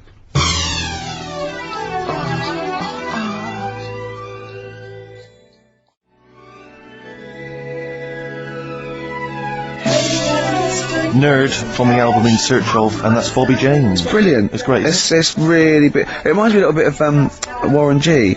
That chorus. Sure, yeah. And apparently the album, it was on kind of limited release, so it's quite tricky to get hold of, but as I say, I think they're re-releasing it. Well, you should tape off the radio, because we're doing lots of features. Yeah, no, I'll maybe play that again in the future, just tape it off. I'll tell you what, I'll play the whole album over the course of the next couple of weeks. Yeah, and we'll just tell you, I mean, we'll we've got enough of us talking, we just go now, and I you mean, can we press can't play and actually record. say, we can't advocate you tape it off the radio, because that's breaking... No, or maybe I'll just do some bootlegs of the, you know, the catalogue and just Well, sell them if you want, Camden if you want to Market get, you know, for yeah. £4. Exactly, fine. Yeah, something like that. Yeah, I mean, you know, we won't, I mean, we shouldn't really say that, but... Warren G is, Dr. Dre's cousin, is he, or something? Is Warren that G, right? I think is his cousin, yeah. But I know he's got a famous brother as well, and I think it's something like Nate Dogg. Could well be Nate Dogg. We could maybe someone would know that and could email or phone in. Yeah, or email maybe kind of... This is the best thing about being on the radio. I can think of something. There was a competition, right, on Virgin, right? I was listening Virgin. I think 105.4. No, what is it? I can't remember. Yeah. Good station. Good station. Yeah. Good station. And they had a competition, right? And it was to win a trip to America on the Enterprise. It was all about space. And there was one question, answer 3 right, and it was who was the first one into space? Yuri Gagarin. Who was doing that. And then the third question was how much bigger than the moon is the sun? Is it twice as big or 4 times as big? And this one went 4 times as big. Went correct. It's not. It's hundreds of times a bigger. lot more big, I can't believe. Can someone look that up on the internet and how many times bigger is the sun than the moon? It's not 4 times. It's huge. It's like beach ball to a pea type dimensions. Which DJ was it, do you remember, on Virgin? I can't remember, but it was the one on sort of about 11 o'clock. I Wouldn't want to be him. Yeah, he's embarrassed himself, isn't he? embarrassed himself. When we do quizzes, we never get anything wrong. That's true enough. During that track, I'm chilling out, I'm loving it, aren't I? Carl goes, do you know how baguettes came about? Do you know how baguettes come about? I went, go on, and Steve went, no, save it. Wait a minute though, I'm thinking, Rick, people are going to be desperate to know the answer to that. Why don't we play some ads and some music and stuff? It's like a cliffhanger. Exactly. How did baguettes come about? Whatever he says is going to be good, isn't Stay it? tuned to XFM to find out.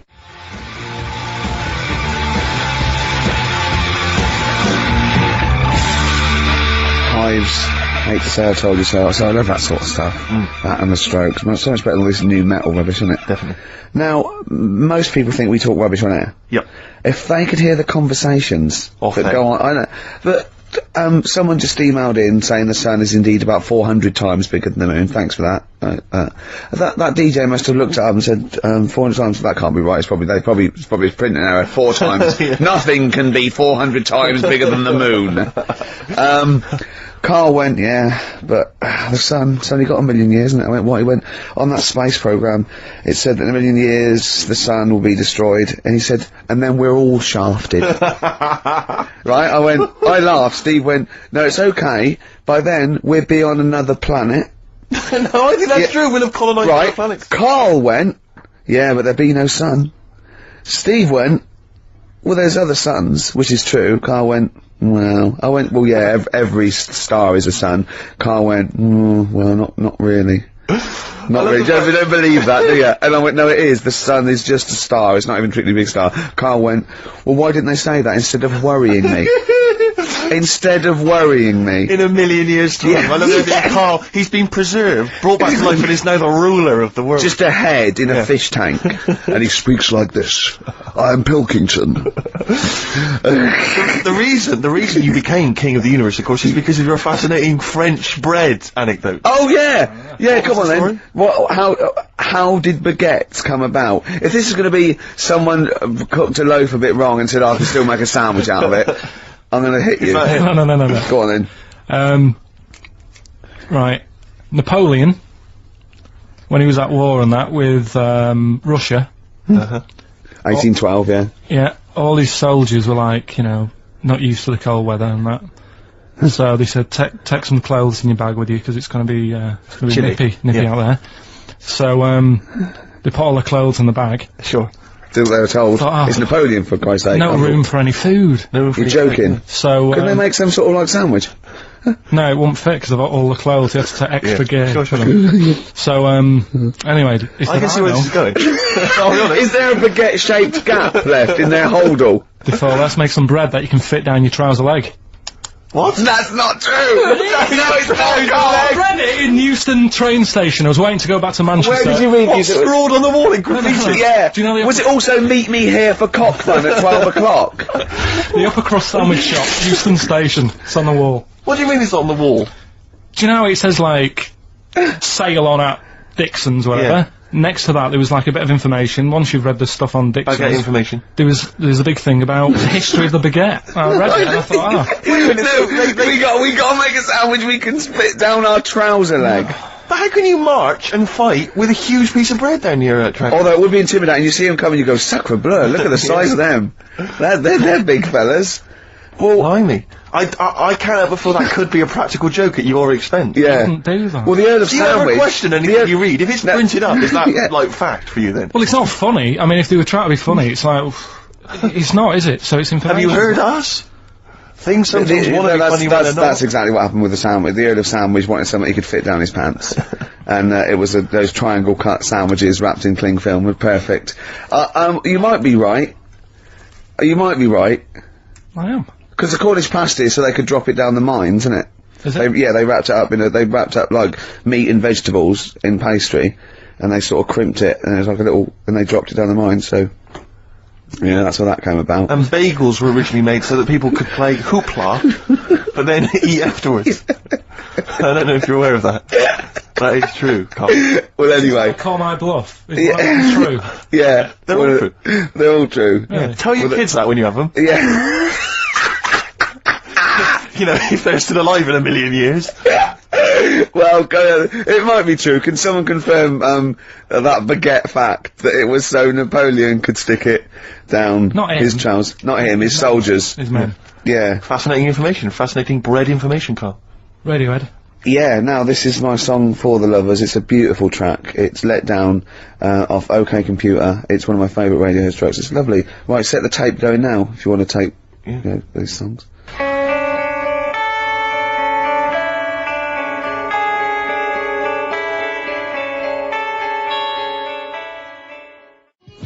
Obviously, we inflamed and provoked Well, about actually, I have to say the Cornish pasty. I've got a couple of amendments to that. The crusty bit, you know, is actually as a handle, because obviously the mines had dirty hands, and they'd eat all the stuff in the pasty, and they'd be left with this sort of crust, and they could throw that away. Also, someone told us that at one end was like apple, so you have a little sweet as well. Little dessert. So there you go. You noticed how, like, over the years we've been doing this, you know, way back when we started XFM, no one ever contributes when we ask about the music, when we ask about hip-hop, or their, you know, opinions on that, anything important. But start talking about pasties. Yeah. We've had about 5 phone calls. Yeah. And someone phoned up to confirm. They used to work for Upper Crust, and basically Carl got all excited. So it is true. She went, well, I don't know if it's true. I've read the same sign you did, Carl. Interestingly, there's an email here that says, which basically offers a history of the baguette, and talks about after the revolution, the government decreed that all of France must eat the same bread, and it was up to the bakers to bake this bread of equality. And then Napoleon kind of made sure it was a particular, he kind of set in Obviously on the bread you can eat anything you find in the garden, frogs, snails, bits of horse, But squid. the interesting thing is, Rick, that there's no mention of sticking it down your trousers whilst going to war. The French have tried to keep that secret for over 100 years, It was only Steve. the upper crust people. Yeah, nearly 200 years, that is a top secret. Somehow Euston Station Upper Crust got hold of a document, left behind in an old sea chest, possibly Napoleon's, could have been Josephine's. Unfortunately, jotted it down. He's kicking himself now. Oh, exactly, I cannot believe I left a note. If he talked like that. He did. He did that, yeah, he talked English, but in a very funny French accent. Do you remember, there was one thing that, talking about funny French accents, you remember Allo Allo? Yeah. Remember, it was on about 5 o'clock in the afternoon, but they still made, because it was a funny Frenchman, it was that English guy who was posing as a French police officer. It's very complicated He plot. would often walk by, and I remember there was one where he said, I was pissing by the door when I heard a shit. Oh yeah. Now, that's passing I'm by allowed the to say door. that. I'm allowed to say Passing that. by the door when I heard a shot. That's what he's saying. I'm allowed to say that at 2 o'clock because I'm just saying I'm talking in a French accent. Yeah. I was pissing by the door when I heard a shit. Yeah. That's fine. Yeah. Because I'm speaking French, Carl. Do you know what I mean? That's the rule. Do you know why people tink the glasses before they have a drink? Why they tink? The verb to tink. I do know that, Carl. Is it about poison? It is. Here we are. What would it make a different noise? Oh. Brilliant. Go on, explain Why? it. You explain it, Steve. No, don't, Steve. You explain it, Carl. Go on. Oh, I've started, so I'll finish. Come on, Carl. Explain why they tink the glasses. Ages ago, Yeah. only people with money had drinking or something. That's like one of my film reviews. Years ago. Welcome to History Now. Now, ages ago, only people with money had drinking or something. Keep going, Carl. Keep going. Like spirit and stuff, so they'd, it's like businessmen with It's easy for you to say. This is getting to be cruel, isn't it? This is amazing. Yeah, go on. Why Go did you on. open your mouth, Carl? What were you hoping was the best that could happen? Because you were trying to make me look stupid before with the planet, so I'm not... Whereas you know... Yeah, go on, no, come on. Businessmen with money, I've got to drink and ching. Okay, so then, with all the drink... So they'd nip round to have a chat about the whatever they're earning money with, and they'd say, right, do you want a drink then? And they'd go, oh yeah, that'd be alright. So, Yeah. rather than like, just pouring it out of a bottle into a glass and saying, there you go, it could be going, hang on a minute, it could be poisoning me here and trying to like nick my business idea. Yeah. So what they'd do, it sort of pour a bit of his drink into the other person's glass and you get that tink noise, and that's like cheers, you know. No, Carl, I just have a slight amendment there. I think what it was you're absolutely right that they would then test each other's drinks to show that it wasn't poison. But over the years, that was reduced to just chinking the glasses by way of saying, let's not actually bother going through the whole rigmarole. They just did the Yeah. chinking of the glasses. Yeah, rather right, than a symbolic way of saying it. Yeah, that's good. It was exhausting though, wasn't it? I know. Was it worth it, do you think? Well, I like that, because people carry that with them now. When they do that, they think, oh, that bloke's definitely not trying to poison me. Yeah. So the horrible thing is that now, when I do the glasses, I can laugh and go, they don't know I've poisoned them. Exactly. You should always do the pouring back and forth. It's a shortcut, it's a slippery slope. You know, just be careful.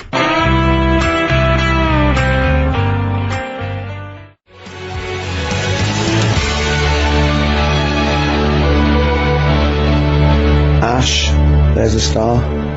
One of my bands of 2001, Ash. Was it? Yeah, they've come through. I didn't like them at first. Thought, you know, a bit too lo-fi, but I They think were good, they've worked it. They do good songs. They're good performers, and I think they're probably thoroughly nice chaps. Sure. All right.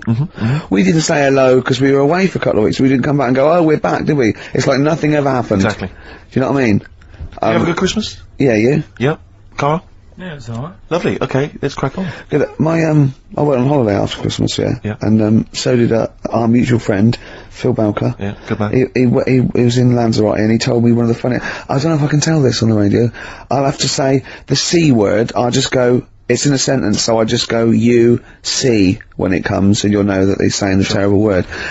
Just, you know, didn't want to ruin the anecdote. Anyway, they're walking along one evening in Lanzarote, and there's lots of Brits there apparently, and Phil overhears a sort of married couple arguing. They're having to go home a bit early, and she's saying to him, she went, for Christ's sake, every time we come out drinking, you always shit yourself. Right? Wow. Always, not once. So he's going, I've told you, he said, it's not the drink, it's the weather. She went, the weather. You'll be blaming the food next, you see. I don't think they should have got married. Wow. Or mate, when did you think the shooting itself started? Must have been after the marriage, because if they, you know, you were courting, and you go, went out with, Derek again, did you last night? Yeah, how was it? The evening was lovely, the meal was nice, but he shut himself. Again. That's 5 dates, 5 different heaps of shit. But I think I can change him. I think I changed him, yeah. It must have happened after the marrying. Or he just might have think, oh god, always got to that age where I think, look, I'll just empty it when I get home. Yeah. I'm not going to keep going up and going to the toilet, you know. It's the ice that does it. Carl is right, I think. It is the ice. What do you mean? People forget, you know, they say, oh, don't drink the water when you're on holiday, and they don't. They drink, you know, they buy Evian and stuff. Oh, I see. Forget about the ice. The ice cubes, you're right, in a bar. Made from tap water. And that can do it, can it? Yeah. But what she said every time you're drinking, didn't she? I assume that she wasn't drinking ice then. Yeah. What, I mean, why is it just happened to Let's him? be honest, everyone that goes on holiday doesn't end up crapping themselves. Yeah, they usually make it He to a does toilet. He does it every time he drinks, doesn't he? Yeah, well, apparently. Just don't let him carry the baguettes. Ah, he's good, isn't he? Oh, Carl comes out with. He does now and again, High doesn't five, he? Carl. That was sweet, man. That Yeah, was sweet. nice one. Yeah, respect you. Right, we've got another feature now. Yes, this is a feature which we introduced before Christmas, and it was so popular we've brought it into 2002 as well. And it's We've called- carried it over with us. It's an interesting thing, and I don't think we'll ever run out of features for I it. don't think so. Go on, then what's the feature called, Steve? It's rather brilliantly called A Song That I Like. Yeah. And in it, let me explain. Go on, go on. What I do is, in it, I play a song. What, that you like, or? That I like. Oh, right, Yeah. so you just pick a few, let me go, I'm going to explain this. All the songs, like there are, Carl, Steve likes some of them, he doesn't like others. Exactly. But for this particular feature, the only songs that'll be in this section will be the ones that he likes. If you think you're going to hear songs that I don't like, you're wrong. Let me clear that out straight away. Yeah. Songs that I like. What song have you chosen to play? Thank you very much for asking. I have chosen, and it's something I've only been introduced to recently, but I did enjoy it, and it seemed, just felt contemporary. It's Patti Smith and the classic. Oh, fantastic. Play it, Carl.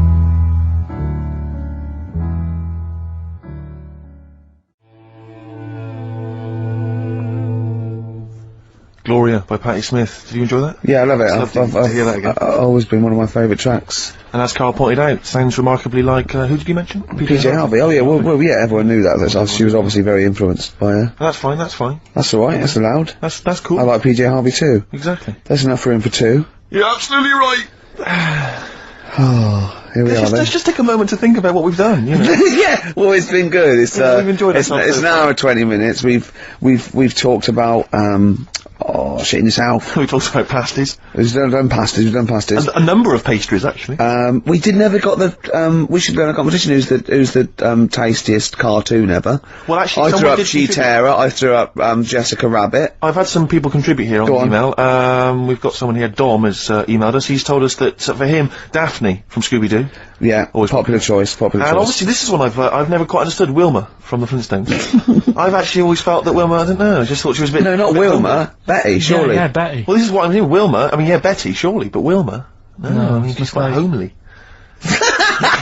But Betty, yeah. Come on, Steve. You wouldn't say no to Wilma. I suppose not. If it was on... I'd be worried about Fred, if he found out. I would... Well, I'd hate to do it, you know. I don't want to do it to Fred, he's a good guy. He is, isn't he? He's a bit of a jump. Whereas Barney, to be honest, I don't think he deserves Betty. Do they both work in the quarry? Because, I mean, let's be honest, Fred, not a smart man. I mean, he also didn't come out of rock school with anything other than a couple of basic O-levels. I know, but he's a hard-working, sound sort of But guy. they got a big house, they got like a TV, they got that bird thing. Yeah. I mean, I be honest, if I was Fred, I would be a little bit disappointed that my kid does nothing, whereas Barney's can lift up sort of tall buildings. Sure. Bam, bam. He's a very strong... You know. I mean, interestingly, Fred loves his job. He's always yabba dabba doing at the end of the day. He does He spends yabba the whole dabba. day lifting rocks from one place to another. I'll tell you what, I wouldn't take that from that cat, though. I would. If a cat picked me up by the scruff neck and put me out, right, on the doorstep, I'd go mental, I'd get rid of it. It is a saber-toothed tiger, though, Carl, so it could rip him to shreds. It's not like a normal domestic cat you have nowadays. You know when they go to the drive-in at the beginning? Yeah. And they order, maybe some ribs. Yeah, that huge rib, and it tips the car over. Yeah. Was that her first day on the job? Because I've never been ordered before. Yeah, I always thought she'd have realised. Yeah, we're out of pig. We've got Brontosaurus rib. Exactly. And he goes, well, that knock the car over. No, it won't. I don't know. Rick, can I tell you now? That was an accident waiting to happen. It was really, wasn't it? Yeah. And it did. Oh dear. Mind you, I went to Texas once, and I had some ribs, and it was like the Flintstones. It was huge, and not only did it look too much like an animal that I couldn't actually eat it. I don't know who could eat it. I mean, seriously, it was 2 foot long. Yeah. And it was like half a rib cage. And It's incredible. My friends lived in Texas for a while, and they once were in a kind of diner, and there was, you know those kind of benches that are attached to the table itself, like a kind of picnic bench? Yeah. And, this huge fat guy came in, he came wobbling, he ordered like this kind of everything you can eat meal, and his fat kind of sort of, you know, kind of... His big wrapped fatty itself- fat, and it's fatted on the fat table, It, yeah. it wrapped itself around the table and everything. Oh, He was God. chowing down, and when he tried to leave, the table came up with him. Oh no! Imagine that! I mean, they are fat, aren't they? They're big people. They're huge people. But it was that thing we were talking about before, that bloke on Jerry Springer Show who was like 80 stone, right? Now, I felt quite sorry for him. He was really sad and he was crying. It is rad, but my point is this, right? When he got to say 50 stones, didn't he go, that's too much, That's not enough. for for a land animal. Exactly. Do you know what I mean? Yeah. That's big, isn't it? I mean, I'm getting worried. I'm 13 stone, and I'm genuinely getting worried. I'm thinking, oh, Yeah, God. when you've got that big, when you've actually got your own mare. yeah. When you have to get in helpers to look what the scale says. Yeah. Like 4 or 5 people lift up your belly and go, it's 52 stone. You go, that's too much. Exactly. I'm going to only have 9 breakfasts When you actually, today. when you begin to appear on the Ordnance Survey, yeah, exactly, yeah. When you've got your own symbol. It's like, we can see 2 things from space now, Fatty and Steve Merchant. We'll be landing All right, at about... well done. Well, no, I'm just saying at all, you're not fat, are you? You're freakish and big. Just another Go on. quick thought. Someone's mentioned Daphne from Scooby-Doo, and but I've always had a soft spot for Velma. Velma. Because Velma Oh, was no. glasses. I mean, I'd have She's had clever. Can I tell you what would have happened if I was in that environment? I was maybe on the... Your glasses would have got tangled No, up. I'd have always had I'd always been making a play for Daphne, right? And Velma would have fancied me, but I Yeah. kind of always ignored it because I was playing for Daphne. And then when I finally realised it was never going to happen with Daphne, I'd have blown it with Velma. Maybe the not, story of my though. life. Maybe not. Sometimes those, you know, they might, you know, appreciate honesty. Go, listen, I've been hitting on the good-looking one. Yeah. Oi, Four Eyes. Yeah. Do you fancy it, Chubbs? Exactly. Something like Let's that. be honest, is what you're saying. Well, yeah. I'm wondering, I don't mean to be libelous, but Velma, she was quite short, the glasses, the short hair. Lesbian? Hung around with the dog and Lesbian? the bloke. I'm beginning to wonder if she was, maybe. I was like, see, unfortunately, I said lesbian there, and you still carried on with your assessment of what it is to be a lesbian. It's bad enough doing the cliches of having short hair, but you said the dog. Yeah, well she hangs around with a dog. So do lesbians do that? Well, have you seen some lesbians? They're right dogs. Good night. Have you seen what I've done there? You know what I've done there, Rick? Comedy award winning. Oh, God.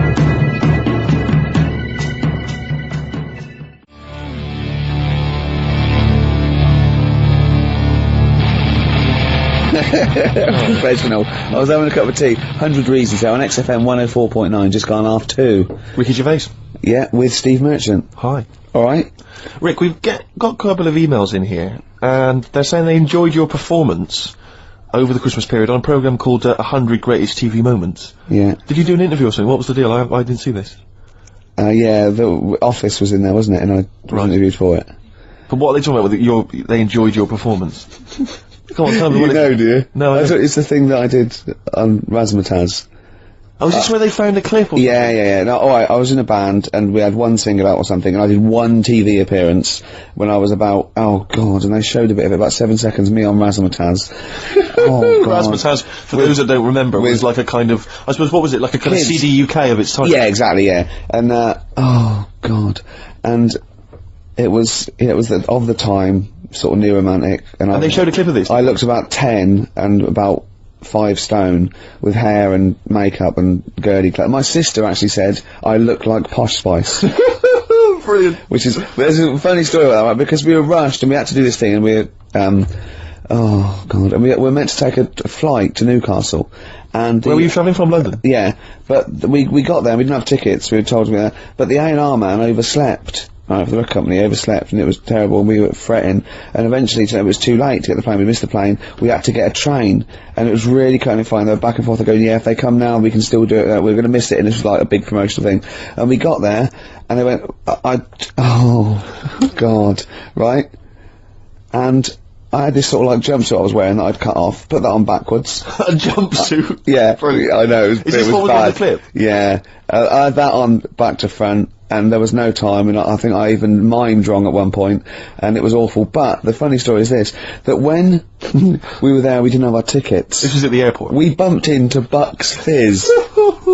The guys and girls from Bucks Fizz and their manager, so there's like 5 of them, right? And there's 2 of us, and they had 5 tickets. And Bucks Fizz tried to smuggle us through. And so they went through the things, right? And they went, tickets please, and he just waved 5 tickets that he had, like that, goes, this is us, right? And they went, well, can I have a look at them? And they went, there's only 5 here, and they just looked at us and went, sorry lads, we tried.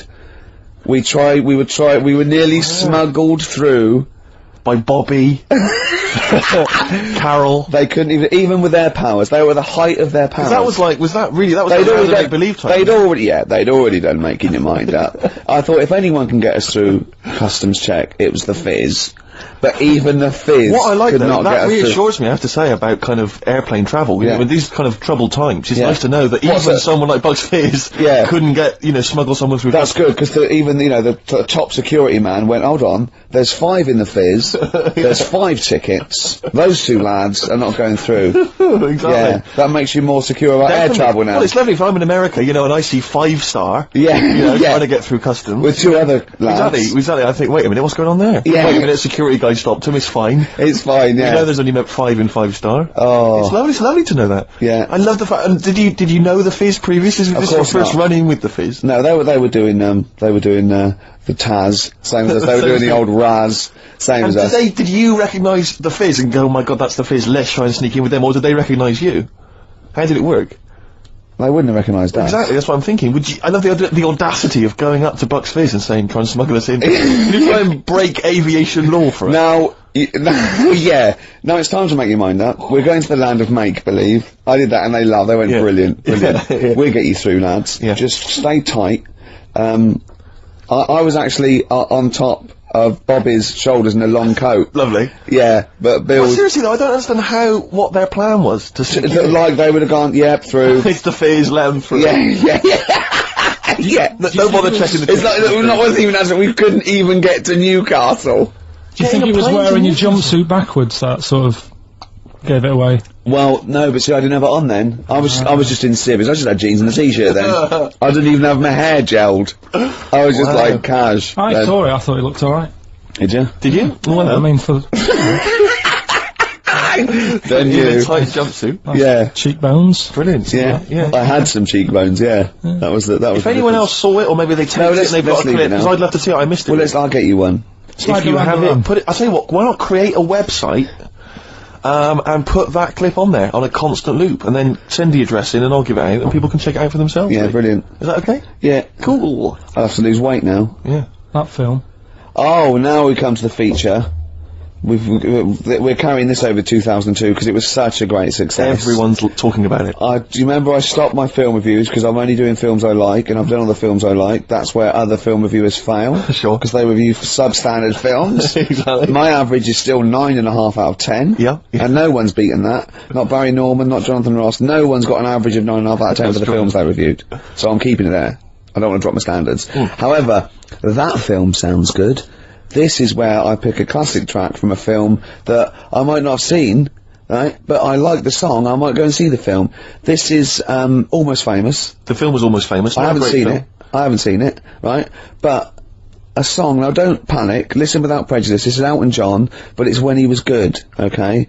When he was a bright, funky, young Brit glam star. Wonderful song, wonderful tune, wonderful lyrics. It's Tiny Dancer.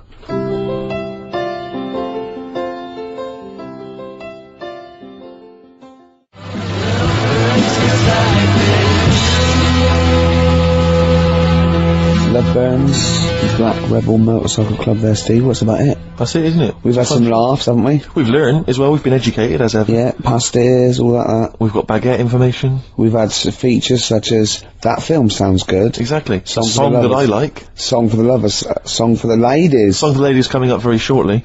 Rick, I was lucky enough this week to go to a exclusive press preview of Britney Spears' forthcoming movie, Crisscross, or Crossroads. Crossroads, I think it's called. Yeah. It's not related to the popular TV show. Right. Rick, I'm assuming you'd love me to do a little review of it now. I can't, because it's No, I wouldn't. embargoed until March. I can only talk about it in March. No, I otherwise wouldn't, the no. press people will go crazy. No, I wouldn't want you to. Well, no, I imagine you want to know all about Crossroads, Not really. because I cannot tell you anything. Well, don't then, I mean, just... Well, you can ask me questions, you can pump me for information, I cannot tell you anything about it until I March. would pump you for no reason ever. No, but Rick, Certainly not for information. Carl, doesn't matter what you ask me about Britney Spears' Crossroads, I cannot tell you anything about it. Alright. Okay? Okay. But seriously, if you want to know the plot or what I think of it, I cannot discuss it. Okay? And if the listeners want to email in questions, they can, I cannot reply until March. So, hang on for that. I've seen the film already, I've already seen the film myself. In advance of everyone else, I can't tell anyone about it Right. until March. That's the kind of I'll exclusive. tell you what though, Go on. maybe I'll review it in March. No, you can't, Why? because you haven't seen it, and I have. Yeah. If you want to ask me a question now about it. Well, that's you in March. Yeah, Not but if very you wanted bothered. to know now, you couldn't know. I wouldn't be able to tell you. Right, song for the lovers. Yeah. Ladies, Anyway, sorry. song for the ladies this week. I was lucky enough to get given as a Christmas gift the Rolling Stones complete singles collection. Good And present, good Well, present. it's an absolute joy. And I'd forgotten how brilliant Wild Horses Oh, great is track. from the Stones, so I thought I'd play that this week for the ladies. Let's leave them with that. Jagger and Richards at their best. Beautiful. Watts is in on it. if I know Wattsy. I mean, cannot- Wyman was still there those days. See you next time. Bye.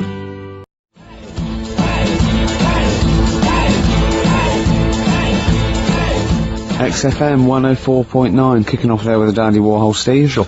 Ricky Gervais show with With me, Steve. Steve Merchant. Well, they That's all always I let was me gonna say that. Well, I thought you would.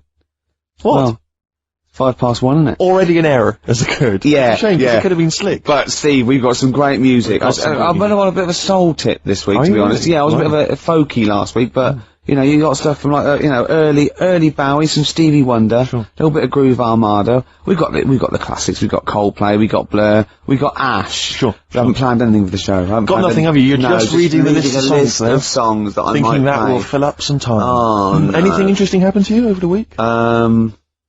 Nope. No, I just swore off air, and Yeah. Carl went, never swear in an on-air studio. I love it when Carl tries to sound like he's professional and understands the business. Yeah. You don't fool us, Carl. Yeah. Eh? Yeah. Oh, I wish I could buy like a Carl, you know, like those Garfields you can stick on a car window. Oh, yeah. I reckon we should be able to get a car like that we could send out as a gift to people. That'd be lovely, wouldn't Just it? his little face pressed up against the glass, like a window licker. Yeah, like you'd have to lick his face to stick it Yeah, there. that'd be a joy. Oh, bless him. Or one of those things you throw out a window and it sort of like flaps down. You say they sell them for a quid. Yeah, exactly. What are they Or called? those little dancing baby cars. pigeons. That's what we used to Yeah. use. Or frogs from Sure. the pond. Sure, That's yeah. cruelty to animals, and I don't condone that. And it was a joke before the RSPCA phone in and say stop throwing frogs at windows. Well, people who are listening... And I don't mean the French, by the way. That sounds like xenophobic. Before someone calls in and says stop throwing French people at windows. Yeah. So I'm digging myself into a Yeah, hole here, aren't I? yeah. It's all gone horribly Quick, wrong. mention the Germans and then let's go. yeah. I don't mind the Germans. No, good.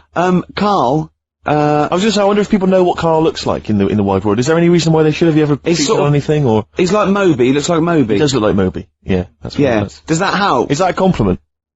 Sort of a Moby who's Mank. had a bit of a tough paper round when he was younger. Yeah, that's He looked right. a bit more knackered than Moby. Yeah, I think so, yeah. Yeah. See, I think Moby's great. He's one of those people that every he opens his mouth, I sort of, I'd love to be mates with him. He talks sense, he's interesting, he's lovely. I don't like his records.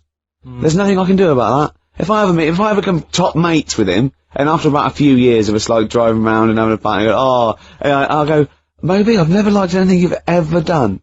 Is that what you do with your mates? Just drive round? What are you, 16? Never. Never done that. Go to a car park and just do handbrakes. Never. I haven't done that since I was like 17 when like it was great to someone had a car. You couldn't believe that you were just moving. I remember once, right, my mate, Bob had a car, and there was me and another friend in it, and we were young, we were about sort of 18, and he did a U-turn when he shouldn't, and this motorbike hit him and came off, and the music, it was just turning music down. It was really, really bad, right? And he was there, and he was really worried, and the motorbike bloke was dazed, and he went, "Are you okay? I'm really sorry." And the bloke said, "Yeah." And I put my head out the window and went, "Sorry about that, mate. That's the third one today." And this motor just looked at him and he went, "No, don't do that, Gervais. Why'd you do that? Why'd you say that?" I just thought it would be funny. I didn't really understand the severity of this. Have I told on the radio before about that time when I just passed my test and I was driving my parents' Volvo estate, and we went off driving down some country lanes? Have I Is mentioned this the that? one with the... Yeah. I've told you, have I? Yeah. Have I told you, Carl? No, go on. Or well, maybe I'll tell you a bit Oh, later let's on. play a Yeah, record. play a record, I'll tell you that. There's a great anecdote about a Volvo estate coming up. Do Exactly. That's the kind of stuff you're getting on XFM this Saturday afternoon. you want some Coldplay or what? Oh, I'd love to. Bones sinking like stone is all that we fall. Everybody here's got somebody to lean on. Coldplay. Don't panic. Oh. That's the title of the song as well as what I was saying. In fact, I was just saying the title of the song, Yeah. if I'm being honest, making it sound like it was Conversation, yeah. XFM 104.9. It's the Ricky Gervais Show with Steve Merchant. Thanks. You were going to tell us a little story about a Just Volvo passed my estate. test. Yeah. My parents had a big Volvo estate, and it's quite a big Alright, car to don't show drive. off. My parents didn't have a car. But I know you don't drive cars, Rick, but it's got a big car to drive if you've just passed your test. It's safe though, isn't it? It is very safe, that was the thing. Yeah. And, come from, the West Country, obviously, there's quite a lot of windy lanes. No, you're joking, dear. They have cars there. Well, here he comes. Blimey, Carl. Learned on a tractor, automatic it was. Do you want me to tell it or not? Oh! Don't give up the accent! Oh no, I'm not a Wurzel, go on. Oh. Go on. So I went to this party. You have a go at him being from the north. Not when he's telling an anecdote. He's never told an anecdote. Oh yeah, fair point. Yeah, go on. So I went to a party, and I was quite excited because I had the car, I had the motor, and there was a chick heading down to the party that I was like, I had my eye on. And I thought, now I've got a car, and going to the party, it's going to be amazing, right? You glass and eye, various friends had said, like, can we get a lift? I thought, yeah, groovy. Yeah, I'll pick up the chick as well, who was a friend of a friend. Yeah. So cruising down to the party in the motor, the Volvo estate, and there's nothing sexier than that. Slipping a little bit of Billy Joel on the stereo or whatever. Oh, something classy. Go changing. Exactly. And maybe it was Billy Ocean. Oh, Maybe I was quite a Billy. maybe it was thing. get out of my dreams, get into my car. Ideally. Yeah. So I get to the party, and inevitably it was one of those house parties where the chick that I had my eye on, she kind of was chatting to other guys, and she wasn't really paying attention to me, and I was sort of Saying how to get, was she again? same old story. Oh, they make me They know laugh. how to tease, don't they, the ladies? Oh, who are they kidding? So I'd follow her like a dog, from room to room. Yeah. And watch her Quite while... literally, sometimes he was barking. Yeah. Go on. And while, just watch her while she talked to other blokes. And then, obviously because I was driving, I wasn't drinking, so I was not really enjoying myself. And then somebody said, shall we go and pick up Vera? And I thought, right, okay, and they went, Steve's got a car, let's all leap in there, we'll go pick up Vera. And this girl was, like, up for it as well, so I thought, brilliant, I'll be back in the car with her, I'll wait for all these lads. Yeah. One guy she had her eye on, he came as well, I was a little bit annoyed. Yeah. But anyway, he was in the car, so I'm driving down these country lanes, just driving along, and they're directing me, they're saying, go left here, go right. And then suddenly, we stop, and, one of them goes, just drive into that field, this pitch black field, right? And I'm sort of, well, it is my parents' car. Just drive in the field, Steve. I'm thinking, well, I don't want to, like, not seem like I'm a hard, cool, crazy kind of guy, because the chick's in the car. So drove the car into the field, they all leapt out, started running off into the darkness, shouting, Vera, Vera, Vera, where are you?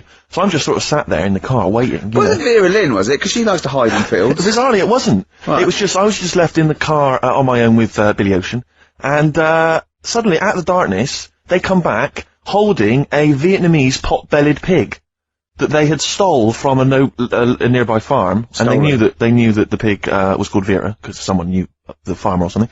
Anyway, so they got this pig, so now they're going, I'll put the pig in the back of the car, we'll take it back to the party, it'll be hilarious. I'm thinking, well, I'm not sure I want a pig and all its, piggy crap in the car, right, crammed in there. But they say, yeah, so obviously I'm thinking again, I don't want to look like I'm, a nerd. I'm terrified of that, Rick, ever happens. Yeah. So, yeah. So you go, hey, bring the pig into the car. Exactly. I'm no nerd. Exactly. Yeah, go on. So now we drive off again. I've got this pig kind of screeching in the back of the car.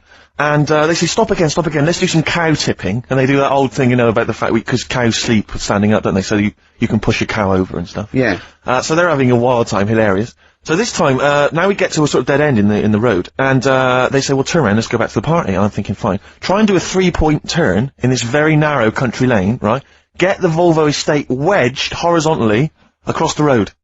Can't get it out, just can't seem to sort it out. I don't know what, I'm panicking because there's a pig in the car, right? And, local disgruntled farmers, right? People drunk, partying, probably off their head on some kind of weed, Rick. Was it loads of blokes with, like, pitchforks and flaming torches Exactly. going, burn him.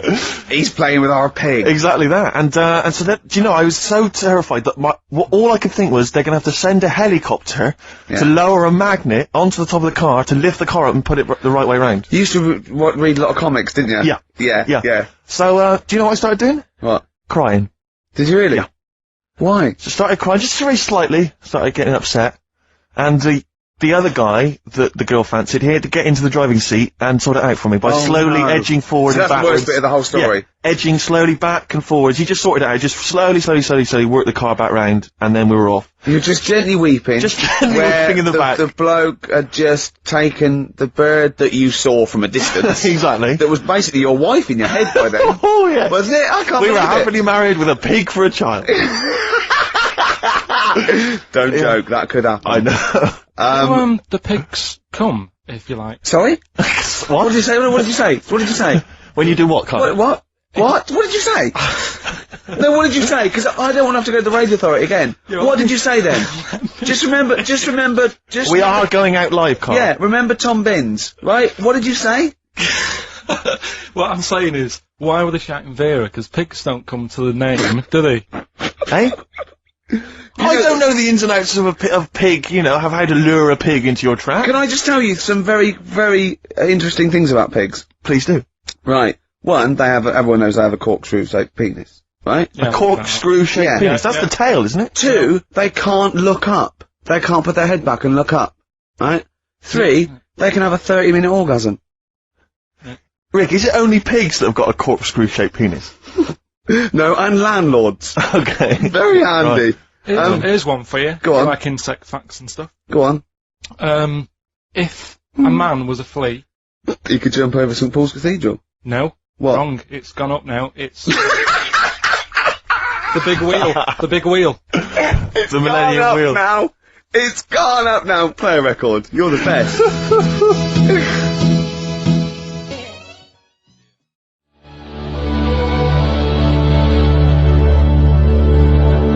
Ash, there's a star on XFM 104.9.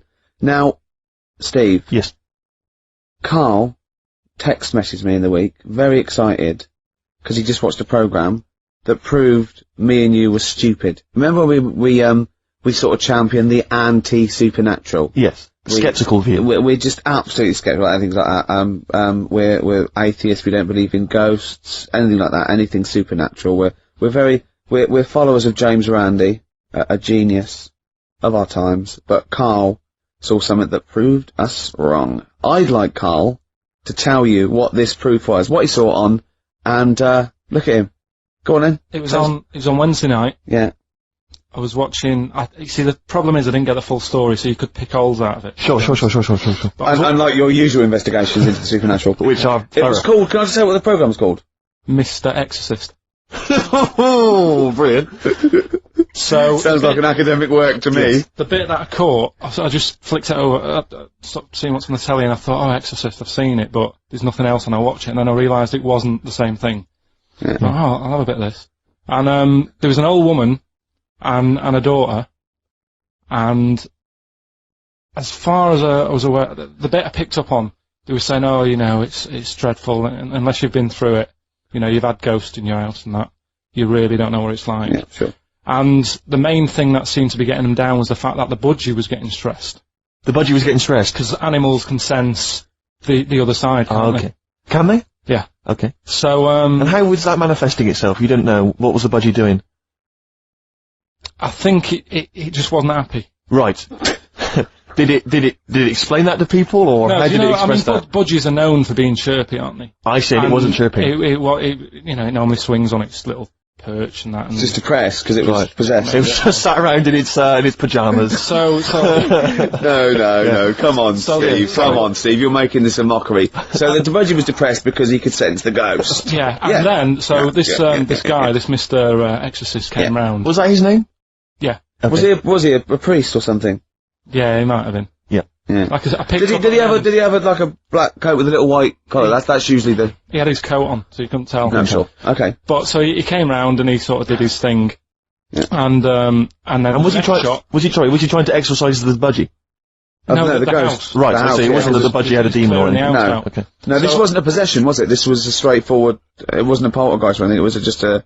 It was a haunted house. Yeah, but Sure. that's the thing he was saying. He was saying you can have like your ghouls and that aren't that bad, that aren't going to cause you any Yeah. problems. Yeah, yeah, But obviously the budgie, they've got weak hearts and that, haven't they? And Sure. As So a- so he go on. So anyway, basically he sorted it out, did whatever he did, and the next shot you see is like the budgie making a noise and swinging It's it out. happy It's again. over the moon again, and the old woman was like happy because she was she couldn't getting believe it. stressed. Yeah. And Just the priest didn't come in and go, well, you should feed that bird. Give it a bit of millet. It was happy. It goes, right. no, See you later. No. It was a... So It's budgies are, my mum's got a budgie, and they're fairly happy all the time, aren't they? So it's got to be something very odd. You never see a budgie sitting down going, I feel like topping myself, to be honest. Yeah. Do you know what I mean, though? No. Do you know you can have, like, moody, a moody dog. You can see a dog when it's unhappy if it's walking down the street. You can have a moody canary, can't you? And what they do is they often tell the police what you've been doing. They're known for that. Yeah. So basically, so that for you is proof that the supernatural exists. A bird in a cage got a little bit annoyed, wasn't chirping as much as it normally did. Who knows why? There could have been a little draft up its, and cloaca. Exactly. That's Anyway, a medical term. Anyway, a man came in and did whatever he did. Yeah, with his girlfriend. Mr. Exorcist though, Steve. Yeah. This wasn't any bloke off the street, this was Mr. Exorcist. Yeah. Yeah, And so... for you, that's the proof that there's. just because, like, if it was a person, you go, they're playing up for the camera. Yeah, a budgie could possibly act like that, Steve. Yeah, I see what you mean. You're saying a budgie would not be trying to. It wouldn't be trying to become famous. Or No, just want to get not on the telly. like Lassie. No, sure. It was sure. basically a show-off. Yeah, or Champion the Wonder Horse. Yeah. What do you think? I think... I've changed my tune, Rick. I don't know about you. I have, and I think we should play a record. I'd love to get Mr. Exorcist in. Wouldn't that be amazing? Never dabble with things you don't understand. Sorry. Like women. See what I did there? Turn that back on me. Blur. Boys and girls. Girls and boys. Embarrassed yourself.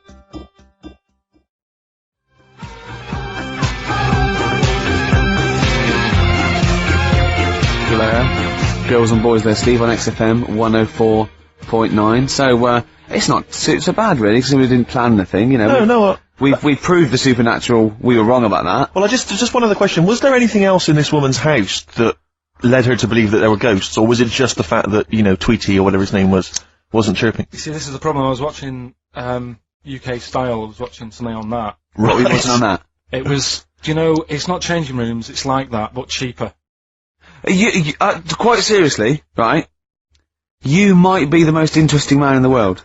I'm fascinated by it. I'd like to follow you. I'd like to have a hidden camera on you. I can ask you any question. I'd like to have you in a cupboard in my flat. So I just think about it. I wonder what Karl thinks of that. And I'd just throw some at you, and you know what I mean? Yeah, because that's what my dad did. Kept me in the cupboard. Do you know what I mean, though? Yeah. I wonder what Karl would You're think never about stuck this. for a conversation point if Carl's around. That's what's genius about it. He's always got an opinion. He's got an opinion about everything. Yeah. It's But I love the fact he was watching UK Style without a shadow of irony. Yeah. Nothing. No, He's that's just what like, that's what I like about him. Exactly, that's what's I wouldn't brilliant. like it if he was trying to be No, he's not. kitsch Yeah. and stuff like that. I like it because he's down the line, straightforward, no nonsense. Yeah. This is what I like. You know what I mean? He's gonna be sort of like Jeffrey Boycott, Dickie Bird when he's about like 60 or 70. He's gonna get on a bus and go to the driver somewhere. You need an haircut. You look like a scruffy get. You know what I mean? He's gonna be a great old bloke that Genius. he doesn't get chinned in the pub. Yeah. Right? People protect him, because he's like 70 or something. But it's great. You're looking forward. You're actually in that nod. I know that nod went. I can't wait to be 70. Yeah. Wasn't it? Can I make a suggestion that we just get people, they can email in just questions or comments they'd like to hear from Karl. Maybe they just want to know his opinion on the Afghanistan situation. Yeah, like, or like last night's Coronation Street, whatever. Yeah, like they do it, in the NME, or imagine that coming up to the election, they go, Billy says Labour. Yeah. Ooh, I think Karl. the Sun has White Van Man. Each day they interview a guy who drives a white van, see his opinions on various topics. Karl is very much our white man van. Man van. Yeah. So any query you have, I think most of our listeners are, any to be honest. opinion that you would like to hear voiced from the K-Man, ricky.gervais@xfm.co.uk, or you can phone in, I forget what the number is. Doesn't matter, does it? 700 800 1234. Sweet. Now, it's time for our first regular feature of the day. That film sounds good. That film sounds good. I stopped the film reviews because I've done all the films that are 9 or 10 out of 10. I don't want to drop my standards. Absolutely. This is a feature where it's a soundtrack of a film where I like the single from it and might want to see the film, might have seen the film. Today is our first request. Right, interesting. This is for Martin, who wants to hear Live in the City by Stevie Wonder, and it's from Jungle Fever. Let's hear it. Well, I love the song and I love the film. Classic.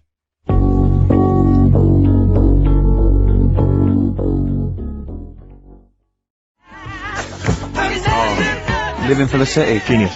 Stevie Wonder. The man's a the god. film Jungle Fever. Absolutely. It's a great film. Yeah. Well, not to be confused with Living in the City, which I think is a Desiree track. So Now never you do know, that. because you're a huge But Desiree fan. we were grooving along to that. It's a great, not my favourite Stevie Wonder track. I actually, for He's Mr. Know-It-All, but a great track. Stevie Wonder's just fantastic anyway. And during that, we just heads down, we just like, just enjoying the moment. We said turn it up, didn't we? We liked it. Karl, just halfway through, just looking at me, he he's got a driving licence. Yep. I went, what? He went, he's got a driving licence. I went, he went, yeah, just for his own land. I went, you don't need a driving licence for your own land. He went, you might be right. He said, who else is blind? I remember hearing something. It was someone famous. Right. Who shouldn't have a driving licence. Well, And they have. And I'm sure a lot it's of just people. I'm sure it was someone who's blind. But you're right. It's a bit of an odd one. isn't it? No, but don't forget, this hasn't just happened, this is in your head. So you can't say that and go, isn't that weird? How did that happen? It's in your head, don't forget, at the moment. There is no proof There's of no this. proof of that. You can't say something and then go, isn't that strange? You said it. Oh. Do you know what I mean? We didn't just see something happen out the window. Yeah, you know, you see what I'm saying? What's in your head and what happened and all that? What are you thinking? I'm just thinking. Who's that other fella? Ray Charles. Ray Charles. Yeah. Why would he have a driving licence? He's blind as well. I think it's the blind thing we've got a problem with. It's the idea of people who are blind driving cars that's maybe made us question that. I mean, Stevie may have a driving licence. I very much doubt that he's passed his test. No. He probably hasn't even... I mean, he could have done the theory one, maybe. But that's touchscreen. And until Labradors actually are allowed on the Queen's Highway, Exactly. I don't think we'll see many blind people driving I might cars. be wrong. You might be, mightn't you? Oh, we hadn't thought of that! Yeah. Oh! Yes, you might be wrong. Could well be Well, wrong. there's a start. I fancy a bit of Ed Hardcore about now. Well, Rick, you've embarrassed yourself because his name's Harcourt. Yeah. Yeah. Just play the song, Carl. Mop up this ugly mess. Still to come, loads of our other features, of course, including Hip Hop Hooray!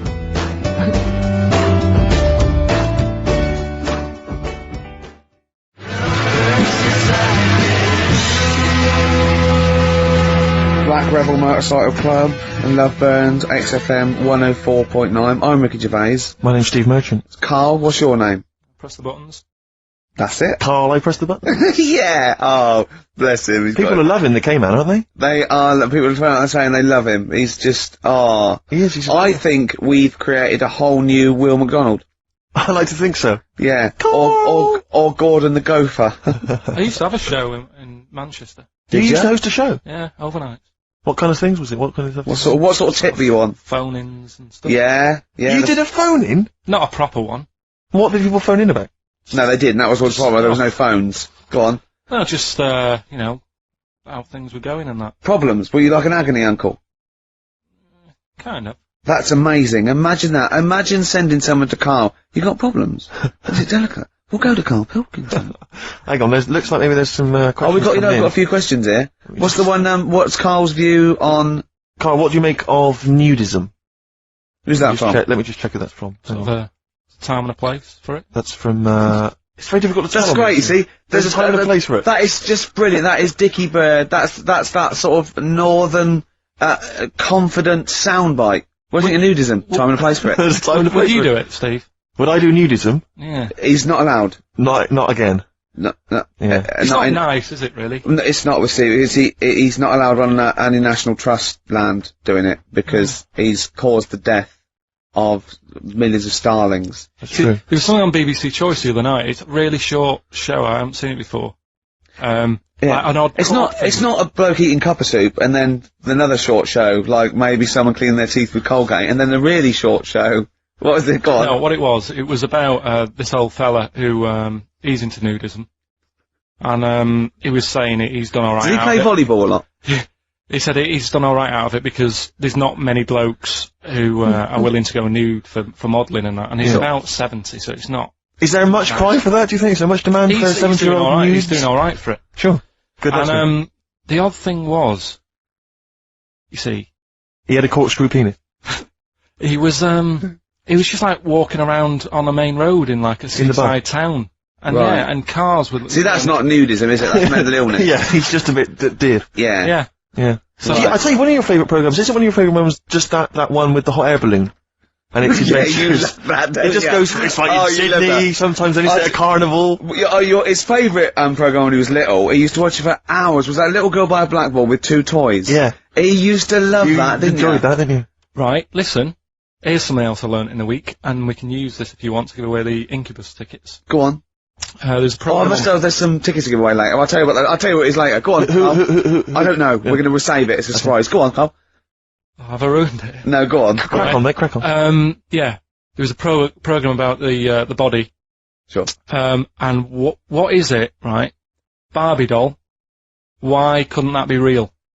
Yes. Play a record, Carl. I do know the answer, actually, I have to say. What do you mean, why couldn't it be real? If the Barbie doll was like a real person, Right. it wouldn't work out. I don't understand the question! If you do, this is what worries me. I don't understand the question. Why do you understand it? Because it's one of those facts which I've heard in the past, but, so therefore, because I know the answer, the question makes sense. But unless you know the answer, the question makes no sense. Well, of course it doesn't. That's what's brilliant. Is it worth using for the tickets, do you think? Is it that good? It's not a real question, Carl. I don't think it it is. can count, really. It can't be a real Why? question. Well, because it's like one of those things about, a man went into a field and died. Why? You have to ask a question, you go, because his parents didn't know, but, well, I've got a million explanations. Okay, she'd be hollow. Do you know what I mean? No, he's right, actually, it is too vague. Why don't you give the answer, and then you'll understand what your question meant. What was the answer? She'd have to walk around on all fours. Because... No, physically, the proportions of Barbie could not be replicated on a real human woman, because she just couldn't have those dimensions. Yeah, we know. Yeah. But that, you know what I mean? Yeah. Same goes for Fred Flintstone. Do you know what I mean? His head's half his body. It's a cartoon. Alright. Don't have a go at Carl, he's the K-man, people love him. Sorry. God, they're Have I gone going to too far? alienate yourself. I'd like some hip-hop, Steve, seriously. laying into I'd me. like some hip-hop, Steve. We'll come up with a question. We're giving away some Incubus tickets later. Look forward to that. Yeah. It's time for Hip Hop Hooray! This is from, Hooray. Ooh, hey, Yeah. ooh, hey, this is from De La Soul's 2000 album, not the current one. Artificial Intelligence, Yeah. Mosaic Thump. Yeah. a lot of They've people- changed a bit, haven't They have, and a lot of people have dismissed De La Soul, but there's still some tracks you can dig out. Not that are good. jazzy, but this is a soul tip to this This show, is a isn't wonderful track. This is With Me. Play it, Carl.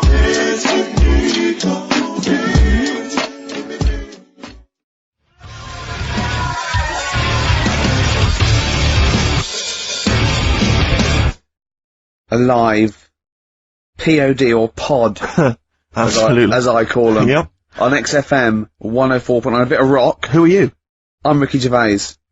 Steve Merchant here. Yeah. Carl over there. Now listen, there's a bit of rock there. Yep. Takes us into a competition.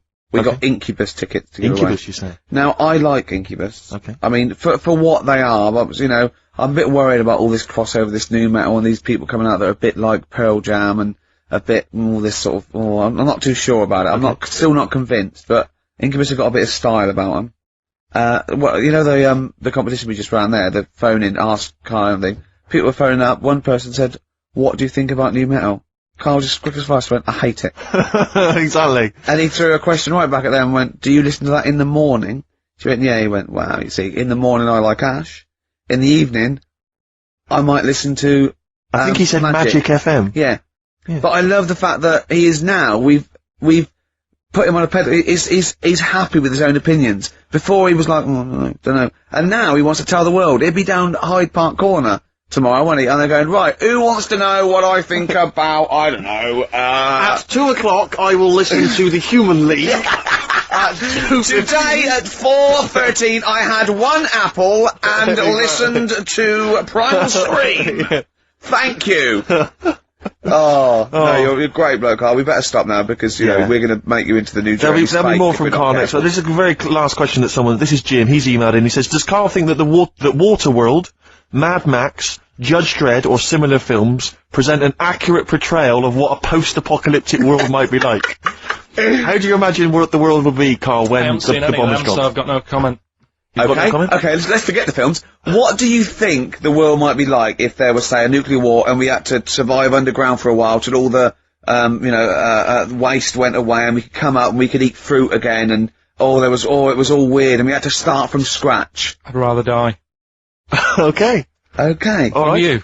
Uh, Wouldn't you? Well, supposing it was sort of like, you know, Britain was just, it was, all the buildings had gone, right, or there was some bit of scavenging, there was like, and we hid underground and we came out, you know, sort of, in 10 years' time. Don't keep shaking your head, you don't know the question. You can go, no, rather die.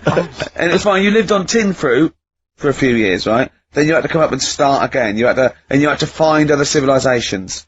I'd want that thing that, is it Walt Disney had? Sort of cryogenically put me in a preserved. fridge thing and say, look, wake me up when it's all built again. I couldn't be doing with that, walking around with a hard hat on all day. Yeah, what would you do? Set an alarm clock? You're the only person. What, you get in a fridge and leave a note? If you find this, do not disturb till 2012. You know what I mean? No, well, yeah, but saying that wasn't, well, I mean, what would you do first? You'd just come out into the light. It was like, you know, Saxon Britain. There was nothing. You'd have to start again. What would you do? What would you do first? I'd probably go and see where I live now to see what's left of it. I love how he thinks. Oh. Carl, if you were the last man on Earth, right, and you had to have one other woman with which to start the human race again, right, and not your girlfriend, who would you start the human race again with?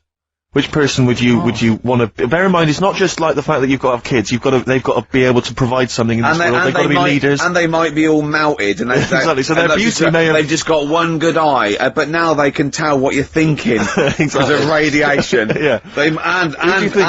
They tried to go through a pod, and there was a fish in there for some reason in their Wellington. I mean, for me, probably. What would you rather kiss, a mermaid or a unicorn? Carl, quickly. Mermaid. Why? No, I want him to answer my question. Because it's got a lady's face. Okay then. What would you rather kiss, a lady with the body of a fish or the body of a horse? A fish. Wouldn't you? This is the best thing in the world. It's just like, you know when you call a file a rude word, and then the computer goes, do you want to open tits? You laugh, because it's like, that's what playing with Carl's like. It's sort of like you input it, and you always get, you know what I mean? You sort of get... You get more back than you bargained for. Yeah. Oh. Probably only because I've seen films, that one with that Hannah Darrell or whatever her name is in, and she looks alright. I've never seen a film with a woman with a horse's body. Maybe if I've seen one, I might change my mind. Okay, can you email us a picture of a woman with a horse's body? Yeah. Yeah. Ricky.gervais at XFM. Or do they exist? Anyway. Do you reckon unicorns exist, Carl? No.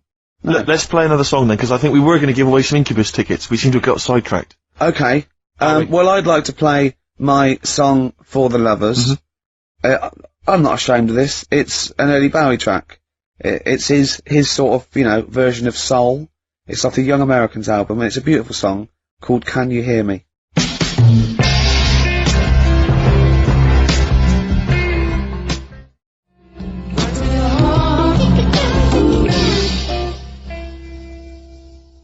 David Bowie. That is best there. Yeah. Young Americans, Can You Hear Me?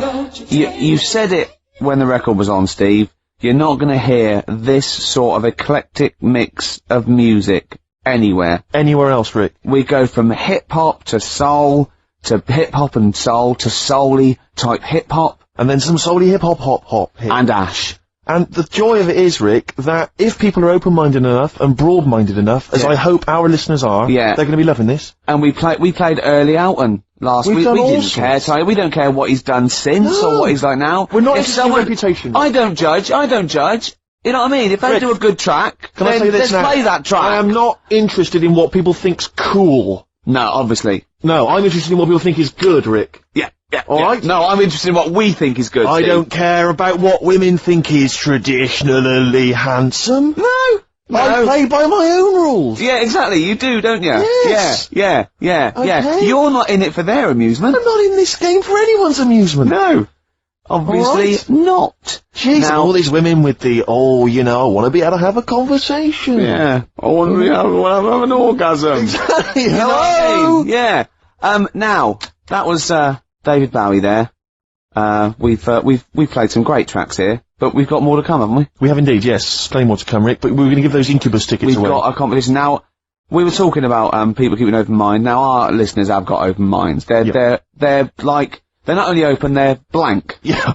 They're, you know what I mean, really? Empty canvases. From the ones that have been, from the ones that have been phoning up, I don't know how they dialed. No. I think they're wrong numbers or they sat on the phone or something. Sure. And a lot of old listeners are coming back. A lot of people from the old days of XM. I don't know, they're obviously been allowed out. Yeah. Finally. Well, that's caring the community, Rick. Yeah. You know, a lot of people now get thrown out of those homes. So or I thought, detox centres. Yeah, I thought maybe an old question, something I'd explored 3 years ago, 4 years ago. What excites me is the fact that, clearly all those kind of needle exchanges and things like that really helping people stay alive, and that's a joy. Sure. That's evidence there on the phone. Yeah. Now, what about this? Now, you know the answer to this, I've done this before. Okay. Right? There is one London station. Rick, we've done this in the last couple of weeks. Oh, you think I'm going to say St John's Wood? Yes. No. Okay. There is one London station that has no vowels. That has no vowels. No, it's not. Oh no! You've not thought this No, through it's one at all. vowel. It's one vowel. It is one vowel. So there's one London station with one vowel. I can't remember the answer though. Oh no, this is pathetic. This is so rubbish. I so want to be on someone else's show, like Camfield would be good, or just on like Dr. Fox. We like Dr. Fox now, don't we? Fox is amazing. We like him. He's come through on that Pop Stars tonight. I love Fox. I like his little trunk. He's like a little trunk, and he works out, and he's got a bike and everything. But I like him. He's optimistic. He wears too much blusher, and I like his suits. But it's the fact that it's like, however hard he tries, he just doesn't look right on the telly. He just looks like a man who's been sewn into that suit. I know. I tell you when I saw him once riding here into Capital, on his Harley. Oh, was that such a joy. Yeah. No, we like Foxy. What about Simon Cowell? Oh, boo. What about that Nicky Chapman? Like her. Yeah, what about who's the other one? Oh, Waterman. Up and down, He's Waterman. a bit of a knob. Wow, come on, you can say that, but he's sold millions of records. None of this talking... So's our price. None of this talking is disguising the fact that we've still not managed to give those Incubus tickets away. Okay, Any other questions? What about this? You've got nothing, have you? No. You're running on empty. Yeah. Play a record.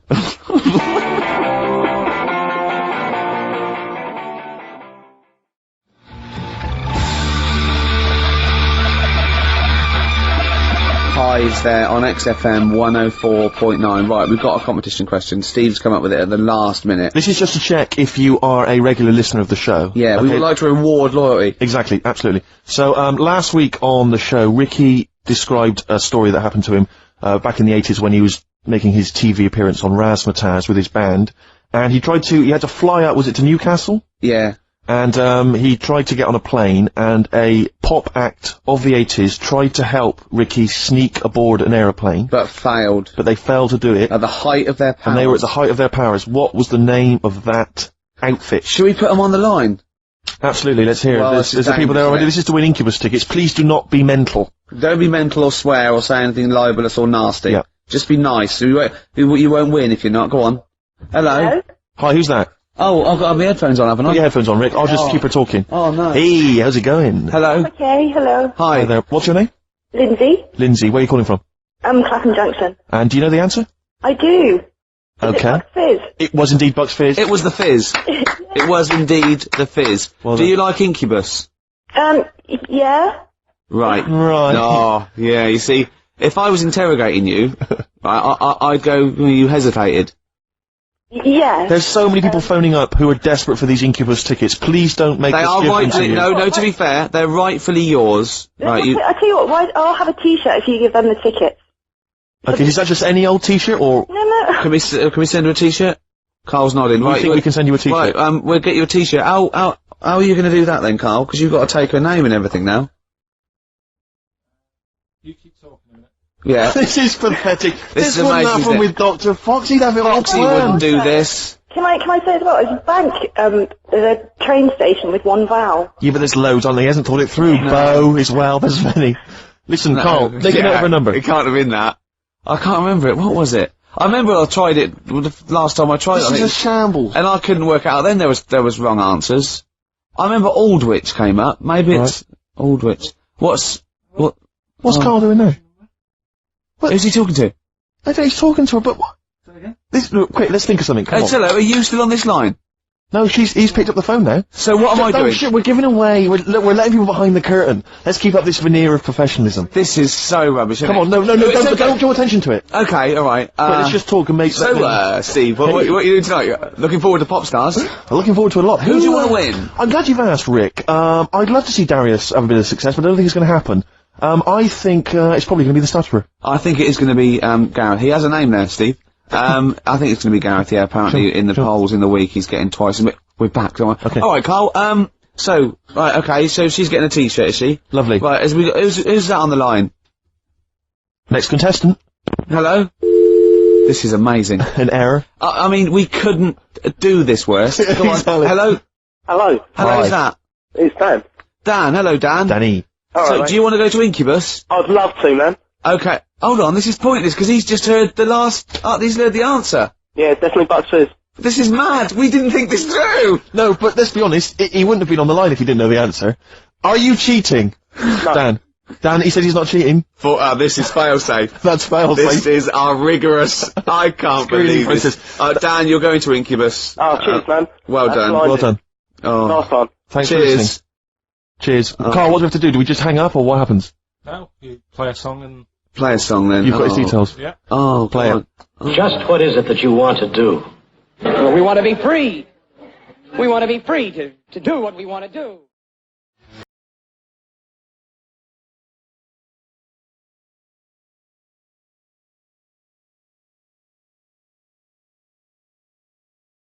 One-year-old brother wouldn't let anyone near the PlayStation 2 because he was playing Gran Turismo. And he has to build his car up and buy it. He just played it from about 6 o'clock till sort of 3 in the morning. Was it bought for him, or? About 3... I don't know, but we had to watch him. Why that song particularly? It's on it. Oh, I think Feeder feature all over it, don't they? On the soundtrack, yeah. So there you go. Yeah. I was on the tube the other day, Rick, so I was just coming into Finchley Road. Yeah. And, I was on the train. I know you don't travel on the tube anymore, because No. you're too famous. But, I never did. No, fair enough. It's not that I don't really recognise, it's beneath me. Fair enough. And, and they're on the tube in each carriage, on these newer ones, there are kind of these, flaps that are normally locked closed. And there was one of them that's swinging open. And inside there were various buttons like on, off, self-destruct, whatever. Yeah, but yeah. seriously, like doors operating. Train quicker. Exactly. And you were thinking, like, you don't want some, kind of oik, sort of fiddling around pressing buttons and stuff. It can be quite dangerous. Yeah. So I got off of Finchley Road, I thought, I'll be a good commuter, I'll mention this to the staff. And they'll probably, they'll thank me for it. And if it's an attractive young staff member, I mean, they never are on the tube. Have you ever seen an attractive member of staff at a tube station? Oh, come on, steady They on. are such freaks. I No, mean, I know that's the pot kettle black. They're all from Devon, apparently. They're grotesque people, really. Alright, steady on. And, so anyway, I went up to this guy, I thought... The uniforms don't out, though, do they? They don't, it's pretty grim. And so I went up to this guy, I said to him, excuse me, I was just on the train there, and, there was a flap open, I could see all these buttons and things. He went, right. I was like, yeah, well, I just think, it might be, wandering hands, a small child or something, yeah. Right. Small child? He went, what carriage was it? I said, well, I don't really know what carriage it was. I just, maybe at the next stop someone should come and check. He went, well, how are they going to check if they don't know what carriage it's in? And at that point, I just wanted to smack him in the face. I just thought, I'm in a hurry. I've got no reason. There's no gain for me about telling this. It's not going to help me out in any way, not financially, nothing. I'm just trying to help you out, and that's your attitude, and I was absolutely livid. I'm getting so intolerant in my old age. I can't stand it. Bad service, bad attitude, just, it drives me mad. It makes my blood boil, and Livid. I was one time, right, I was down in the centre of town, this was after some of the big explosions, the IRA had, various things, and everyone was on kind of bomb alert, very nervous, very scared. And, there was a sort of a bag in the street, this was the centre of London or whatever, and my friends and I were a bit edgy, but a bit nervous. And we're outside this pub, and we saw the bag, and we thought, well, maybe we should we'll tell the landlord and that. So we told the landlord, right, and he came out, and he looked at it, he thought, oh, you're right, lads, it does look a bit shifty. And this is what he did, this was his security measure, right, he was gonna call the police, but in the meantime, he picked up one of those sandwich boards that advertises what food's being served in the pub, just placed it over the top of it. Yeah. Yeah. That's fail. That is what the bomb disposal unit use very often. Like you see them up and down Oxford Street. They're not people selling stuff. Sure. That's just they will leap on a bomb. Yeah. Yeah. Well, I love the idea because what we did was we moved about 100 yards down the road because we thought if the bomb goes off, we want to see it. That'll be dramatic. Yeah. We don't want to get into it. I love the idea of like a sandwich board flying off into the air and just embedding itself in someone's head. Yeah. Well, no one would have been Who do I sue? That sandwich board. Well, that was Ron, the landlord. Exactly. Yeah. My God, is that a Cumberland pie for £5.95? I can't believe my luck. John, I think there's something more serious. Anyway, paramedics going, I can't, but 99p a pint. It's brilliant. I'm going to come back here. So anyway, so listen, he calls the police, right? And so after a while, about, I was like 40 minutes later, and I think the police do a good job. I'm not trying to bait down on the police. I think it's a good job, and I respect the police. But, this police van turns up after about 40 minutes of waiting, right? And this guy leaps out of the van, and he goes, what, you're the guys who reported this, are you? And we went, yeah. He went, right. And he looked at the bag, and he picked it up, he unzipped it, and there was just some rubbish in there. And he just threw it at us, he went, there's your bomb for you, and threw it at us, to teach us a lesson, and then got in the van and drove off. And it was like, what lesson are you teaching us about being good citizens? You presumably reported him, did you? Well, of course we're not wasking at him, it's not... Do you know what I think? I think he thought it was a bomb. Right. And he was trying to blow you up to teach you a lesson. Well, possibly. That's bad. That is really bad. It just winds me right up, stuff like that. Once, right, me and Bill, we had sort of, it was like 1983, and we had like extensions and cut off t-shirts and jeans, and sexy. Yeah, you know, like make it all new money. And we were just eating chips on the corner, right? And it was a Saturday, so I assume it was like football patrol, about 12 police, and they sort of slowed down and looked at us, and he wound the window down, and the bloke driving shouted, "You look like a couple of prats." Bill turned to me and went, "Is that an offence?" And I remember wanting to laugh at the joke, but thinking, that's annoying. Yeah. That isn't. They were right. Well, yeah, but No, they were right. It's not really a police issue, I don't think. Someone called into HQ that morning. Guys, if you see anyone looks a bit, the fashion police. We've heard a bit. There's a bit of a to do. Apparently, a couple of prats are walking round. Yeah. We need someone to go on fashion police patrol. Send in Lawrence Llewellyn Bowen. Oh dear. But you know, we respect the police. Yeah, we're not. I'm not having a go. It's just those few that give them a bad name, really. Yeah, exactly. High five, Rick. Hey, I think the boys in blue do a good job. Do the firemen. Yeah, Firemen do as well. especially firemen. I remember once. This is really embarrassing. This is the arrogance of youth, right? In a hall of residence, every time someone did toast, the fire alarms went off. I remember once it was like 2 in the morning, and we all had to go outside, and it was just toast set off things, but it was linked, and about 8 fire engines turned up, and they're all coming in, right, and I said, "Oh, this is so embarrassing, why am I telling this?" Go on. I just went, "There's enough of you." God! And the fireman said, he just went, "Shut your mouth, mate." Yeah. And I thought, oh god, he's right. He's one of those things you remember 10 years later. Yeah, that's a horrible thing. I know, but I want you to publicly apologise to the fire I'm so brigade sorry. I'm so sorry. Because I never did stuff like that. Oh, that is twatish. I was too busy saying, "Can I try on your helmet?" Oh dear. Oh, we better play another song, play a haven't we? Oh, this is a great track. This is Groove Armada. It's from the album Goodbye Country, Hello Nightclub. It's the opening track. It's called Sun Toucher. I think you'll like this, Steve. Well, I'm looking forward to it.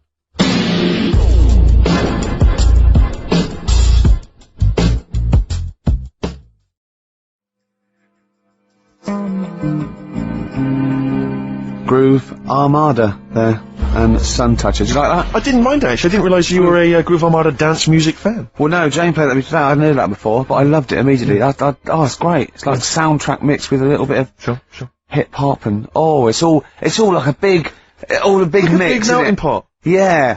I just wish that's what the world was, really. So do where I, we could so just, do I, so do you know, I, everyone yeah. could live in harmony. I wish it was an onion. Oh, if only the world were a great big onion. Yeah. Oh, well, maybe one day. Well, this is nearly the end of the show. Absolutely. It's been Ricky Gervais on XFM 104.9 with Karl. And, it's been a great show, and, you know, I've just, there's been some laughter, there's been some tears, there's been some jokes, there's been some political satire. I'd like to think so. But, above all, there's been some chat with friends. And there's been some bloody great music, let's not forget that. I don't think we need to swear at this time. It's late juncture. Yeah, because you make yourself look a cock, and me look a twat, and true. Karl look like a complete... Song for ladies. Rarely do you get a chance to play on a radio station. 7 wanker. 7 minutes worth of Led Zeppelin. But screw it, I thought that, you know, it's the end of the show, we don't give a damn. It's an amazing song. Be careful with the language, screw, damn and bloody. Do not a sermon make. Rick, it's a beautiful song. If you're not a Zeppelin fan, stick with it. It's not roaring rock as you'd expect. The Rain song from Houses of the Holy. See you next time. See you later.